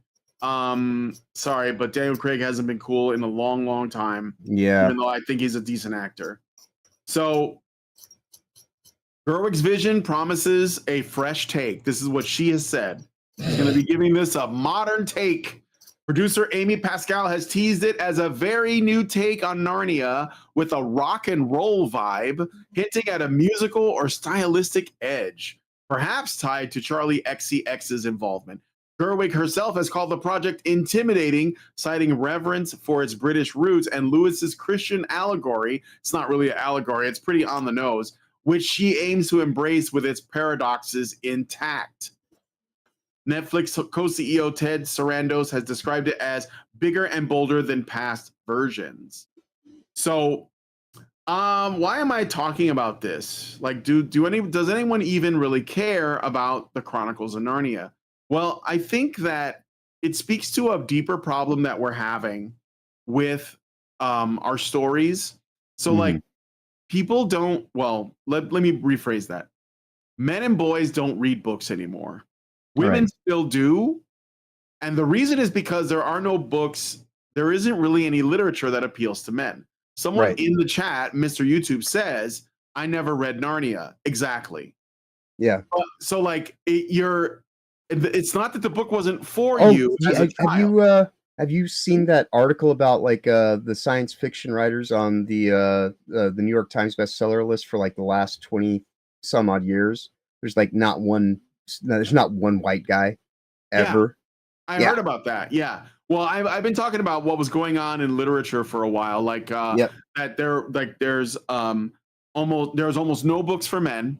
There's nothing being promoted for men or boys for that matter. So boys are not getting into reading. So boys are failing at reading, like period. They read manga and comic books, right? But that's not unfortunately comic books have gone to shit too. Yeah. And manga is all that's left, and that's fine if that's what you like. But like if you're not reading like the really important literary works of Western civilization, then you're not going to carry it. That's why they're doing adaptations of this stuff, because they do an adaptation of something no one, like, boys aren't reading, and then they change shit, and then they make it like the new canon. So I have said many times, the reason why these people try to change the canon of your favorite stories and characters and franchises is because ultimately they want to change the canon of history itself. Right. And they will if you let them. They will, and it'll take time, but they will do it. And it starts with little things. It starts with things like making demons into refugees. It starts with things like casting Aslan as a woman and forgetting that Aslan is literally Jesus Christ in a lion form. And it's even in the Bible that way, like where, he leaves as the lamb and he returns as the lion. Like that's not an accident. Like C.S. Lewis was a lot of things. Subtle is not one of them. And they're just rewriting that. Okay. So like, everything they do when they change Star Wars, when they change the Marvel comics, and then a lot of this stuff starts early too. A lot of the stuff that they've done in the like sort of Marvel and DC canon, these are seeds that they planted in the books decades ago. And so when you call it out, they get to say, "Oh no, but that's canon because of this book from this year." You're a casual, you're filthy, right? Because you accepted it. So what we have to do is find ways to preserve our stories. We got to preserve them in some way so that we don't forget them, because that's what they want to do. This is not an accident. And so these little changes that you may not think matter, they do. Okay. Right. And it's ultimately about altering our history. And in many ways, they have altered our actual history. Right. Like in the academic. He who controls the past controls the future. You know? Like did you guys, anybody here that's watching, you guys know about what happened with JFK's assassination? And have you asked yourself, why is it we're learning this now? Right. Like, what about what happened with Charles Manson? And like, all of the shit with the CIA and MK Ultra and all these things that you're not supposed to ask questions about. Even like what happened with the vaccine, with COVID. Like, how it's been exposed as a bioweapon, and people will still, They're rewriting the history now, so that like in the future you won't be able to recall it, and it's about control. Yep. So, Jesus Christ was not killed by the Romans. That's all I'm going to say about that. But anyway, right. Yes. It was much to Pontius Pilate's regret. He had to do it. He was forced his hand. But anyway, mob rule, if you will. Yes, mob rule, exactly. So we're gonna move on to the next story, but let us know what you guys think about this one. Do you have any final thoughts on the Chronicles of Narnia thing? I think we pretty much covered all the bases on it. I mean, it's like so many other things that have been ruined by people like Gerwig and her ilk, and we'll find another thing like this going down the line. But I think we hit the main points of what's important to talk about in it. All right. So let's move on to the next story. Real quick, this was something I just kind of added on the last second. I have two more that are just last it's all good. I don't have anything going on after this today, so.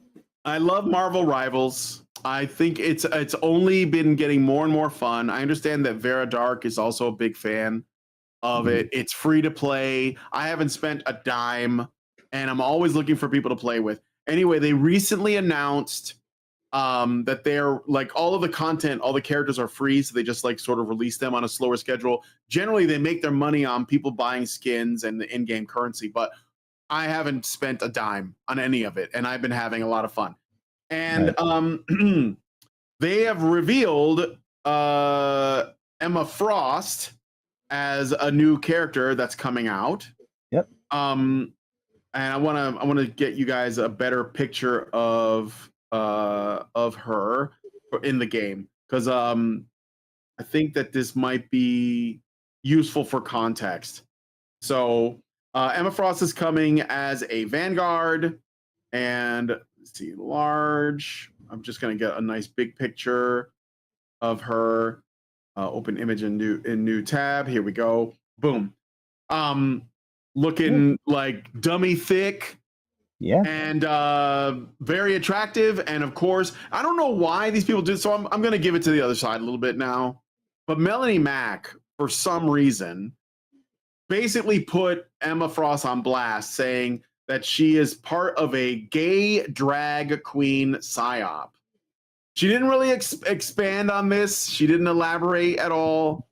I mean, I mean, I would like to see some receipts. Yeah, that's what she said. Yeah, that's what she said. But I don't see anything gay or drag queeny about this. All I see is thickness. I don't know.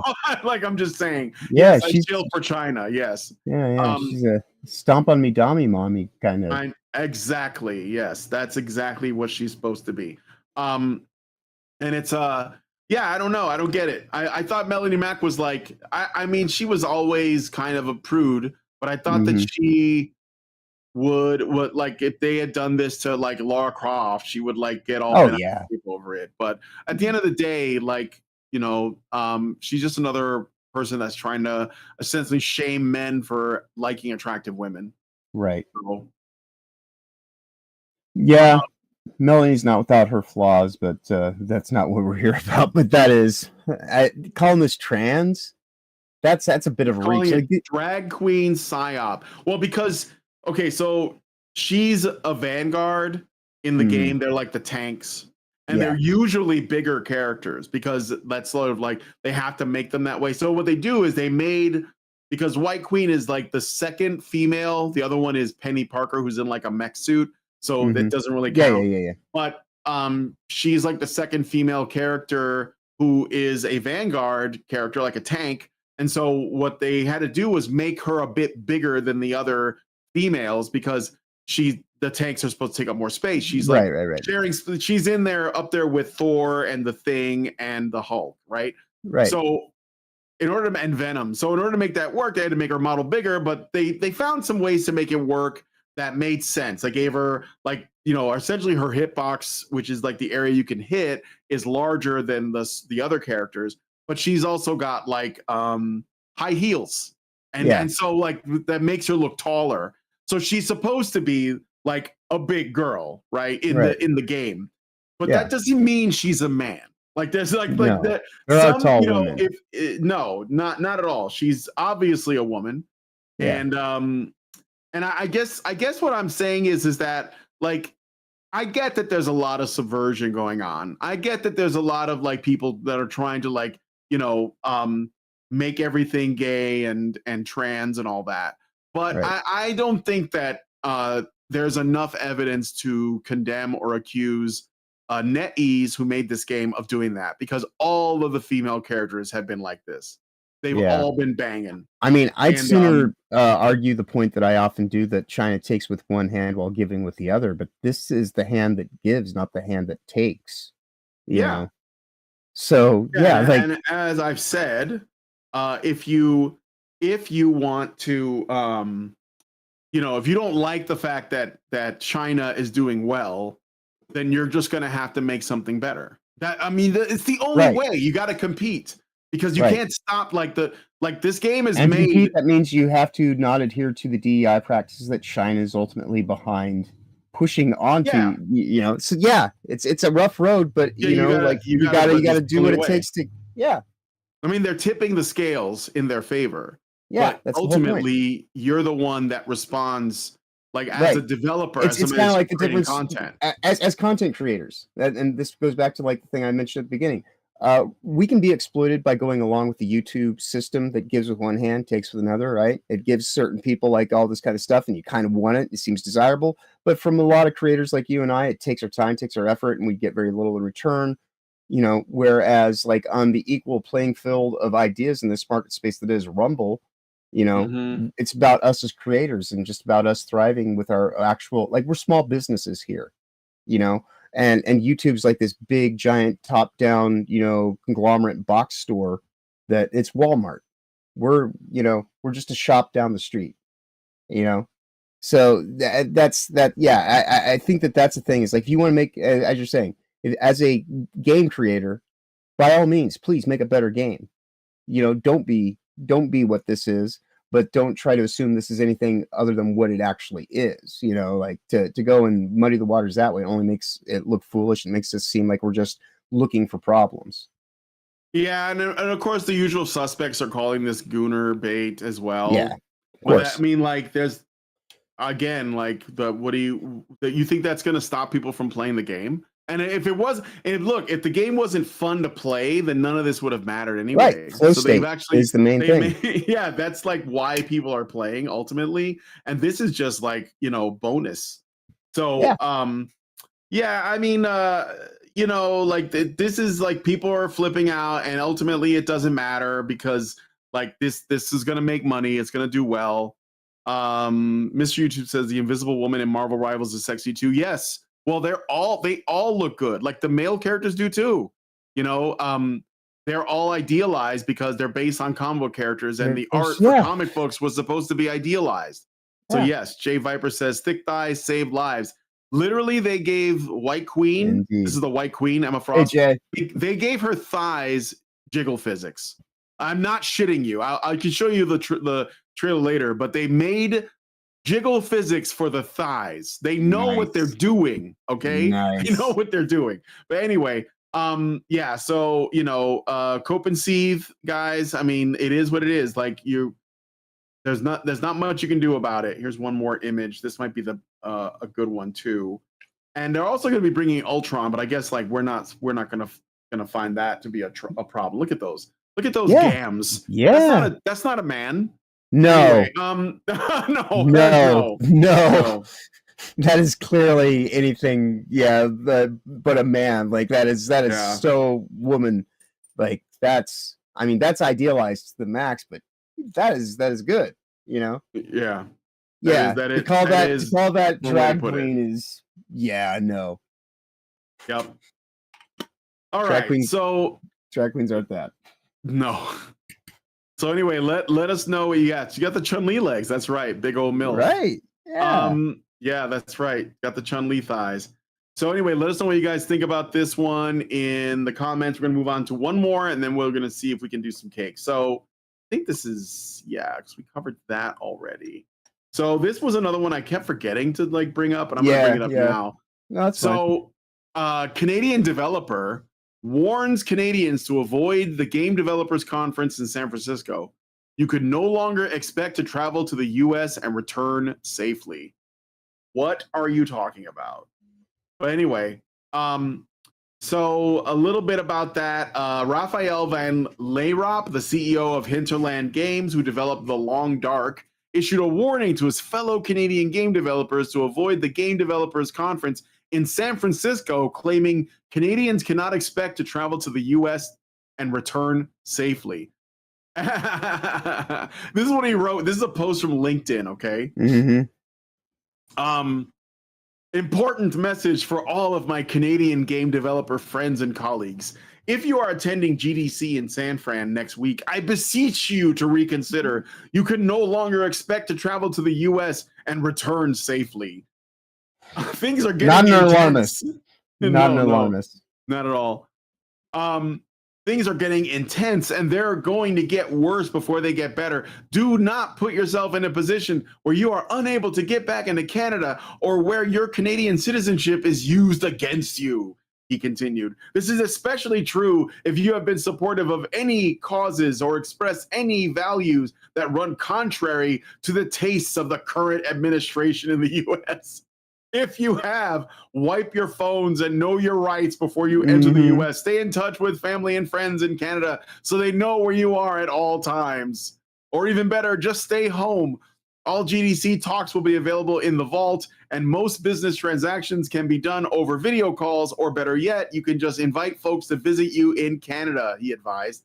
We are generally nice and friendly as long as you don't threaten to annex our country. I'm sorry if this seems alarmist to you, but if it does, I would suggest you haven't been paying sufficient attention to the news or what is unfolding before your very eyes, he concluded. Please be careful. Yeah. He also added, okay, there's more. This is not alarmist though, guys, not alarmist. No, not alarmist. Also, if you are a game platform publisher or potential financier who has meetings with Canadian game developers, individuals, studios, or work for hire outfits at the Game Developers Conference in San Francisco next week, the smart, humane, considerate, and business savvy thing to do right now would be to rebook those meetings post GDC and propose meeting those potential partners online or in Canada. Don't make them travel to you right now. End quote. Right. This is absolutely insane. What do you guys think about this? Go ahead, John. I'll give you the floor. Well, I mean, I've read about this when it first happened, and of course, everybody knows I keep track of GDC like nobody else's business. But yeah, this is clearly somebody that is projecting kind of way of thinking, like like I'm not being an alarmist, but I need to sound the alarm here, so about all the things that are happening because I'm trying to help you out. I'm not trying, it's like seeing things that aren't there. Are things perfect? No, nothing's perfect.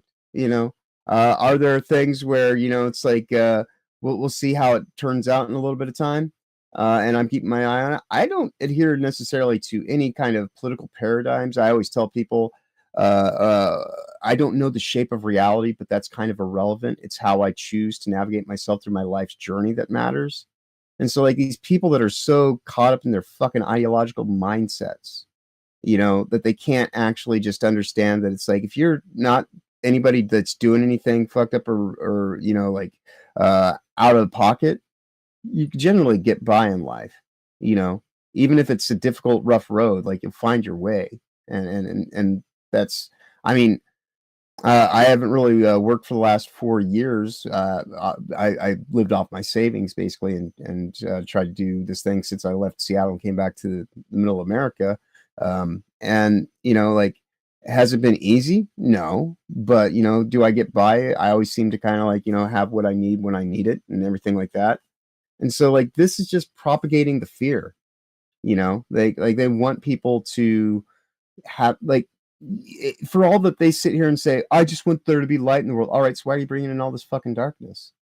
Why are you trying to make it about oh, the world is like the 1940s right now. And it's like, there are aspects of, of course, I talk about corporatist driven globalism all the time here, and everywhere.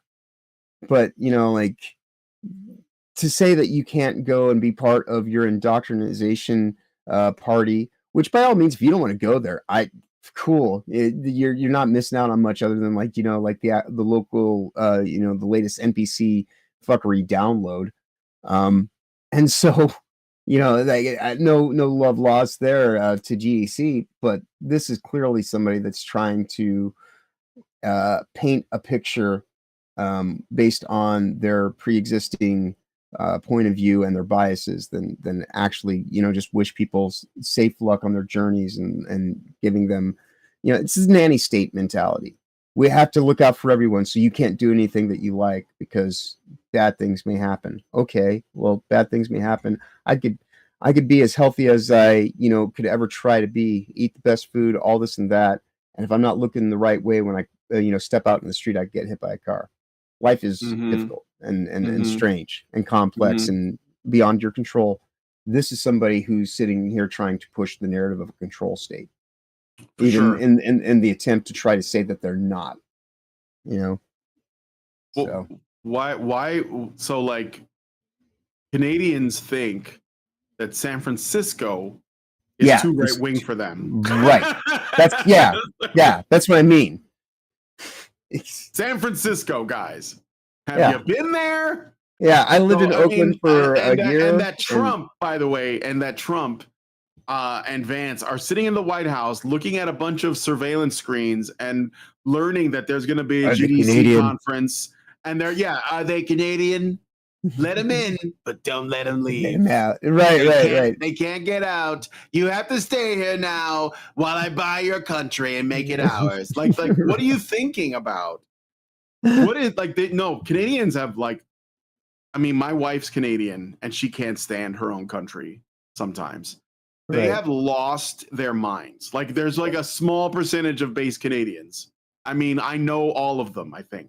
But most of them have, because no, seriously, Viva Fry, who was this Canadian, he was Quebec based, so not just Canadian but French Canadian, which is way worse than just regular Canadian. That's a hat on a hat of insanity. Yeah, Quebec based guy, lived in Montreal. He was a lawyer, and he started asking questions about, I think it started with COVID stuff, and down the line, now he lives in Florida, and he's completely different. He's completely flipped on everything. He's I can't believe how naive I was. Canada is a lost cause, guys. Now, and I know Trump has been joking about making it the 51st state forever, and they're freaking out. It's just it's exactly the same as trolling your average woman on X, and then they lose their minds and cry harassment, and they want to get you banned. Canada's doing that. They're acting like a woman on social media and a man who said, KYS, or something, right? You're a bitch, you're ugly, whatever. You mad, bro? Like that, and they're losing their shit. Trump is trolling them, and they're flipping out, and they don't know how to handle it. So it's just kind of sad. I wish Trump was that based. Yeah, I know. I just he's just he's not. He's just normal. He's not crazy based. I wouldn't look. If anything, I would maybe make Canada a territory. Be we own you, but you don't get to vote. Puerto Rico. Yeah, Puerto Rico. I mean, Puerto Rico is fine. People complain, but I think it's better that way. I think Puerto Rico is in a better place. It needs to be there so we can have our military base there, so we can keep an eye on Cuba. That was the whole point. Right. So that's why it's there. So anyway, okay, so that's it for that. We got 5 minutes. Let's look at some cake. So there's a link to a Red Dead Redemption 3 trailer. Yeah, don't click on that. That's not that's a lie. I assumed that might be the case.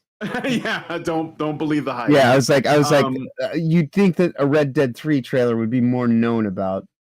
So thank you. But I do have some breaking thing. Yeah. So okay, I give Disney a lot of shit, and rightfully so.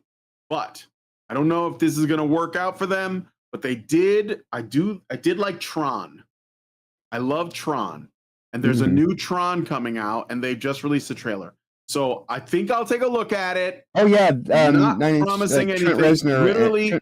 Literally 5 minutes ago, 55 minutes ago, this trailer came out.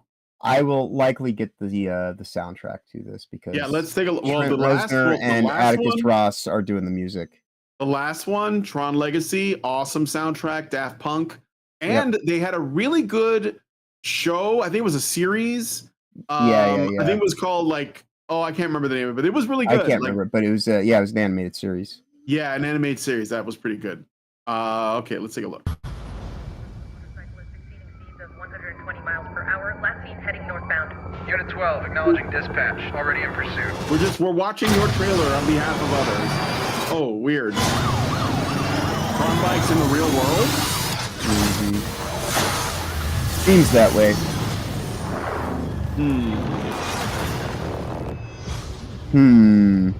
Not. I'm looking for something. I mean, I like this could be amazing, but I have a feeling they're going to drop the ball. I'm just saying it should be. It should be. Right. So I mean, I guess the idea of a human goes in the digital world, can a digital go into the human world? Yeah. So, all right, cool. I mean, the music's good. I'm gonna buy his music. This is Trent Reznor and Atticus Ross. Yeah. And you know, Nine Inch Nails is like I have a $10,000 Nine Inch Nails collection. You know, my records. Because there's no going back.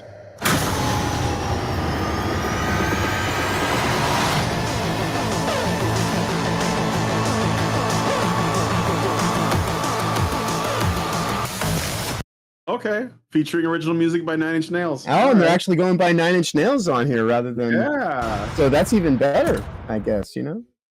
Because like normally he likes to separate 9 Inch Nails from his score work, and that's under Trent Reznor and Atticus Ross. So the fact they're calling this 9 Inch Nails, this is effectively...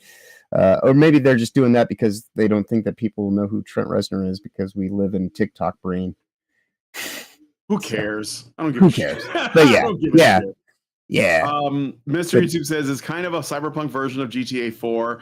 Yeah, if you've never seen okay, so I would say watch the original Tron if you've never seen it. It did come out like in 1980. Yeah. It was like one of the very first movies that used computer generated effects. Rotoscoping and PC effects and they did it on no budget, and it was more than anything kind of a weird little Alice in Wonderland story, not super deep. And then like many years later, they made Tron Legacy, which I think was awesome. A lot of people don't like it, but I love it. And it was definitely like one of those things that had a lot of potential after it was over. Like, oh, they could do so much more with this.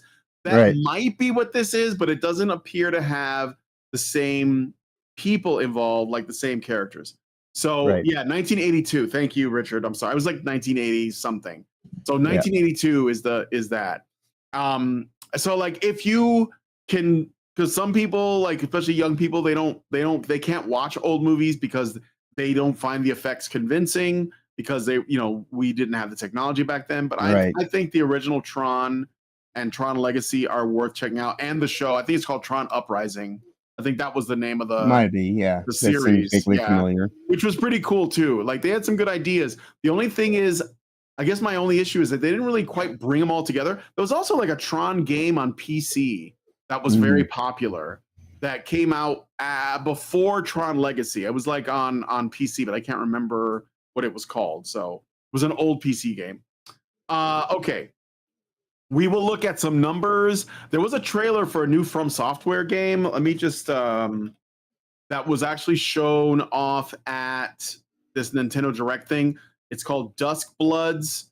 And I was making the joke. This is the time at night where the gangsters come out. You know, and in the morning you deal with the dawn. You deal with the dawn crips in the morning. But I'm a total simp for From Soft, but I'm not going to buy a new console just to play this. So we'll see if maybe they release it. They'll end up putting out like an Ultimate Edition or something at some point. Like there's a way to. I mean, it is what it is. So I'm going to look at this real quick, and then I'll look at the numbers for Assassin's Creed Shadows. I saw that Upper Echelon Gamers, it's a pretty big gaming channel on YouTube, made this giant, like they made this video. It's essentially a big coat video about Assassin's Creed Shadows, defending it from the chuds. And that he grew up and he realized it's not a bad game. He literally can't make people buy this product. Like there's nothing you can do. And 4 million players is not sales, guys. No. You know, there's a reason why they spend the numbers. We said one. right. Or as I've been calling it, GTA South Park. Yeah. To humanity's very dusk. It is. That's a pretty good comparison. Yep. Now let me bring up the while this is playing. I'll bring up the sales numbers. So let's go to Steam charts. And I'll put in a couple of figures here.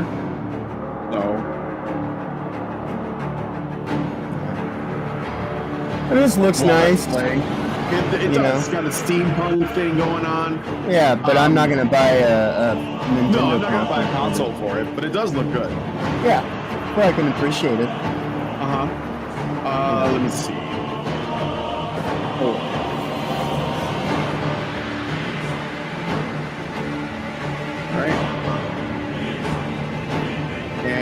go and see schedule 1.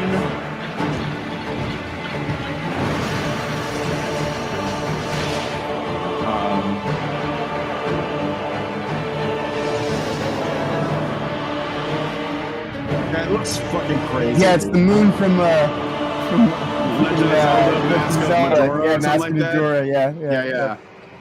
The bad moon arises.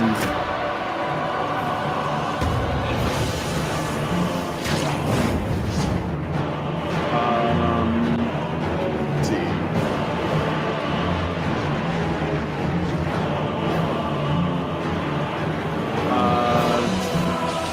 We got the chat.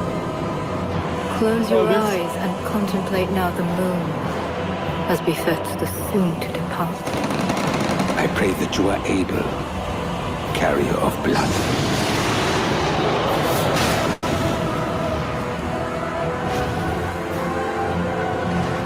Carrier of blood.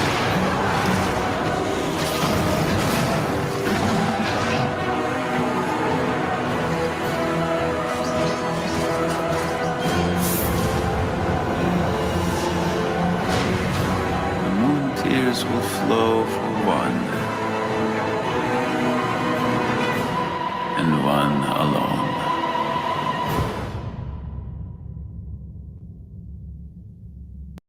All right, so that's the Dusk Bloods.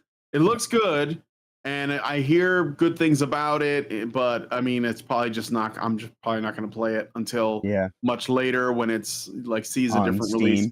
That's okay. Yeah, if it comes to Steam, or if not, then maybe I'll get a chance to emulate it somehow.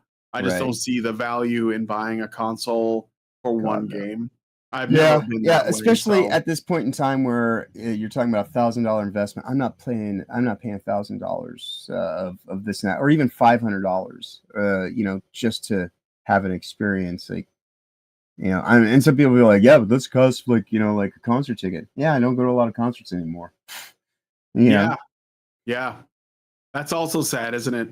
All right, let's look at some sales numbers, and then we're gonna wrap it up here. So first, we'll start with Marvel Rivals, since we were looking at it. So still 144,000 players, not bad. And it looks like let's look at the charts here. So it's sort of like, I think that because we're starting another season 2 starts like next week, there's gonna be a big spike and a lot of people playing White Queen when she launches, and they're going to change a bunch of stuff in the game as well. So they are trying to keep things very fresh. They're constantly adding content, skins, events, tournaments, all kinds of stuff. Meanwhile, Dustborn has 8 people playing it. I just one of them is Ryan Roger a thing. I want to check in on this. What's up? When we get done, Ryan someone dropped a 50 one of pound. Them is one of them is actually Ryan. Like he's going because somebody dropped a 50-pound donation on him at the end of his stream earlier in the week, and he had a $50 goal. Said he would play it this weekend Sweet. All right, let's see how many players Assassin's Creed Shadows has. 27,000. Wait, I was told it was 4 million. Right. I was told that only console sales mattered. Looks like it peaked. It peaked that bell curve, and it's 4,000. Yeah, because and the weekend day today. If you can slide down to it just one more time to the line, like you see how it had its first weekend, and then by the time it hit Monday that week, we're down to here's the peak max over right. So. And but that's what I'm saying is like by the time I said on Will's show when it came out, I was like, by Monday this game is done, and you're going to see it just keep cycling downward. You'll see that same undulating kind of time scale, and it's just going to keep getting lower and lower, and that's exactly what's happening. And so the weekend time is supposed to be its peak time, and its peak time is now just above what was the peak of last week on Monday. It's not good. It's not good for business. It's done. Which is why Ubisoft, when I made last week's thumbnail, was at $12, and now it's under 10. It was around 8 when it was trading at points yesterday. I don't know where it ended up, but yeah. And that's some interesting fuckery. If people want to learn more about, you should go check out Will of the Fans from earlier this week. We got into some of the stuff about what's going on with the stockholders and them suing for the sale to the subsidiary that Tencent and Ubisoft are planning on making, because it seems like they're doing a pump and dump scheme on everybody, and so they're demanding a change. But anyways, I'm going on a tangent. That's all right. So that's okay. So somebody asked me, and I was going to do this anyway because David Jaffe's been coping and seething about Assassin's Creed Shadows, and like, it didn't do that bad. No, it's doing bad. Like and we're gonna look at some smaller games that are doing a lot better in a second. But let's look at South of Midnight, because this is another one that he was defending like hardcore. Kim Bel-Air. You have to like this because otherwise you're racist. Well, let's see how many racists are. It looks like a lot of people are racist because the game has only got 389 people playing it. Yep. And this is what happens when you put Kim Bel-Air in your games. Yeah. 97% of the 96 user reviews. So there's like 96 user reviews. And it peaked at 481. So it's not doing that hot. Like this looks high up, but that's because the max is not that high. So but IGN rated this an 8, guys. They rated it an 8. Like somebody who asked to do the review, you know? Oh, man. Yeah. I mean, I knew this game was dead in the water just because of like it essentially just isn't made for anybody. No. Not there are more, like, not even black people are playing this game. Like, that's the thing that I think, like, I bet most of the people who are playing this are just like woke POCs and white people. That's basically what's playing this game. And game journalists. That might be all game journalists, basically. And people who are clowning on it for a playthrough. So all right, anyway. So we got our lesbian power fantasy and our gay black samurai fantasy, Assassin's Creed Shadows I Can't Breathe edition. And then we got Schedule 1, which is at 308,000 people, made by one guy. Yep. One guy made this game. It sounds like he's planning on using all of his profits to assemble a team, a punk rock band of game developers, if you will. Which is all you need. Yeah. 5, maybe 6 guys at most. That's it. The bigger it gets, the more these things get out of your hands, and the more it becomes about, I guess we need to follow this design principle. We need to do that. I'm glad I went to art school just like you. I like having my foundational knowledge on some of this stuff, but some of this stuff you just got to go by, like, the seat of your ass. You got to come from the balls, so to speak. And actually just like shoot your shot and do the thing. And there's a lot of people that are successful here in this space. Didn't go to art school, and they make really good thumbnails because they're just they're capturing their creativity and they're putting themselves forward. So I tend to think that having artistic passion driving something forward with your talent, skill, and ability, and keeping your integrity and focus is always going to be a far better outcome in terms of profitability than any of these top-down control state games. And this is another success. Every year, there's at least something that comes out that just kind of like, whoa, where did this come from? Wasn't last year Balatro? Yeah, Balatro, yeah. You never know. So, look, here's like the top games. I mean, like, Dota and Counter-Strike are always going to be way up there. But look at Monster Hunter Wilds. If you can, like, people who can't even run this game are playing it. Schedule 1. Path of Exile, Repo, which I've just picked up. I'm looking forward to trying it out. Rust has been around for a long time. Yeah, Rust has been around for a long time. But like even some of the newer ones, where's Assassin's Creed Shadows at? It's not even up here. Dead by Daylight is been around forever. DayZ, DayZ, I enjoy. GTA 5 still is like in the top 22. Helldivers, okay. Red Dead Redemption 2, Cyberpunk 2077. Not bad for a single player game, honestly, because mostly the multiplayer ones are the ones that are going to stay up here. Total War, Warhammer 3, Destiny 2, Soundpad, I guess. I got rid of it. Yep, Skyrim, 7 Days to Die, Don't Starve Together, Ark, but no sign of Ubislop or Lost. Yeah, gone. we lost. Anyway, all-time peak for Schedule 1 is 414,000. Yeah, Schedule 1 is a very good-looking game. I mean, like, not attractive, like, in terms of graphics. But it's like, there's got to be some crazy appeal. I played the demo. I actually, like, tried to make a video playing the demo. I ran out of money, but so I stopped playing for a bit. But I understand that it's very addictive, and if you've watched, like, Breaking Bad, it's got Breaking Bad vibes all over it. So it's like an open world Breaking Bad simulator. I'm on the fence about whether or not I think it's degenerate to play a drug dealer simulator, but it does look funny and it has multiplayer in it. So I think that's a very massive accomplishment for the guy who made this game. So we will see how it goes. We'll probably follow up as more things develop. But anyway, I really got to end the show here. We've gone a little bit over time. So it was a great show today, though. Yeah, I thought it was good. I just want to mention again that they have begun the It's Based game jam. The theme is Red Planet. That could mean Mars. It doesn't have to, but I think it should. And I will see what they come up with. I'm actually quite interested in where they go with it. So, follow them. It's Based Game Jam. It's Based official on Rumble now. They are on Rumble as well and on YouTube. So check out the It's Based Game Jam. All right, this weekend I'm actually going to have a little bit of time off. Toasty wants to have today off, and then because she's just kind of like, it's been a hectic 2 weeks.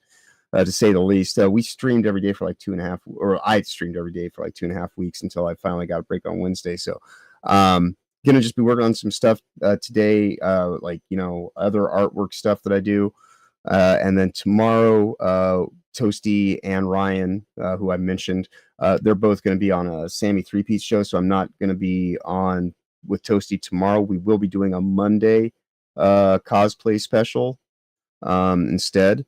And so tomorrow you can find me over on Will of the Fans' channel, doing what I affectionately call White Time Friends. We do that at 9 a.m. Eastern, 6 a.m. Pacific here stateside because he's in the Philippines. But yeah, other than that, you can see me throughout the week, always with Toasty, kind of like check nightly. But we're usually doing stuff. We start 6 p.m. Eastern, 3 p.m. Pacific, and that could be basically any day of the week, so keep an eye out for. And then reality-based, I'm only doing reality-based on Fridays now, which is the lead-in to Toasty and I on our Friday night. And I dropped a link in the chat. I've pretty much moved over here to Rumble entirely. Is the way that I'm going forward. I'm not even really concerned about telling people to sub to my YouTube or anything like that, because I would much rather just be profitable now and allow my ability to kind of get big be based on my own creativity. And so like I said, other than that, also Will of the Fans, we do Tuesdays and Thursdays as well as the Sunday, and that's always at the same time. So thanks again. It's always great being here on the show, and to everyone who joined us today in the audience, both on YouTube and especially in Rumble. We even had a bigger audience in Rumble for the majority of the show. Yeah, which was awesome. But to all of you, I say, safe travels ahead. Have a wonderful weekend going forward, and be awesome as always. All right. Well, thanks, John, for coming on the show. Thank you guys so much for watching. If you guys like this video, please hit like, subscribe if you're not already subscribed, to the bell for notifications. Leave me a comment. Let me know what you guys think about what we discussed on the show today. And please, please, please share this video, because sharing is caring. Thank you guys so much for coming on today's episode of The Week in Culture. And we will talk to you guys in the next video. Long live Vivian. With the glass ceiling broken, all the oppressed groups shall prosper, especially the most oppressed group of all, gamers. I want people in the industry to be a little bit louder about people being mean to other people, and maybe say it's not a good thing. Yeah. Maybe say we don't want you around if you're going to be a cunt. Yeah. And hateful. And that the games industry is diverse naturally. Not because anyone's making them be diverse. Because the world is diverse, you stupid motherfucker. Yeah! And if you have a problem with that, come fight me. physically, bitch. Has anyone taken you up on that yet? No, because they're all pussies. Yep. Down here, salt is a way of life. Obviously, the environment down here is all salt. The ceiling's salt, the floor is salt, the walls are salt, and to an extent, the air is salt. And you breathe that in, and you can constantly taste the salt.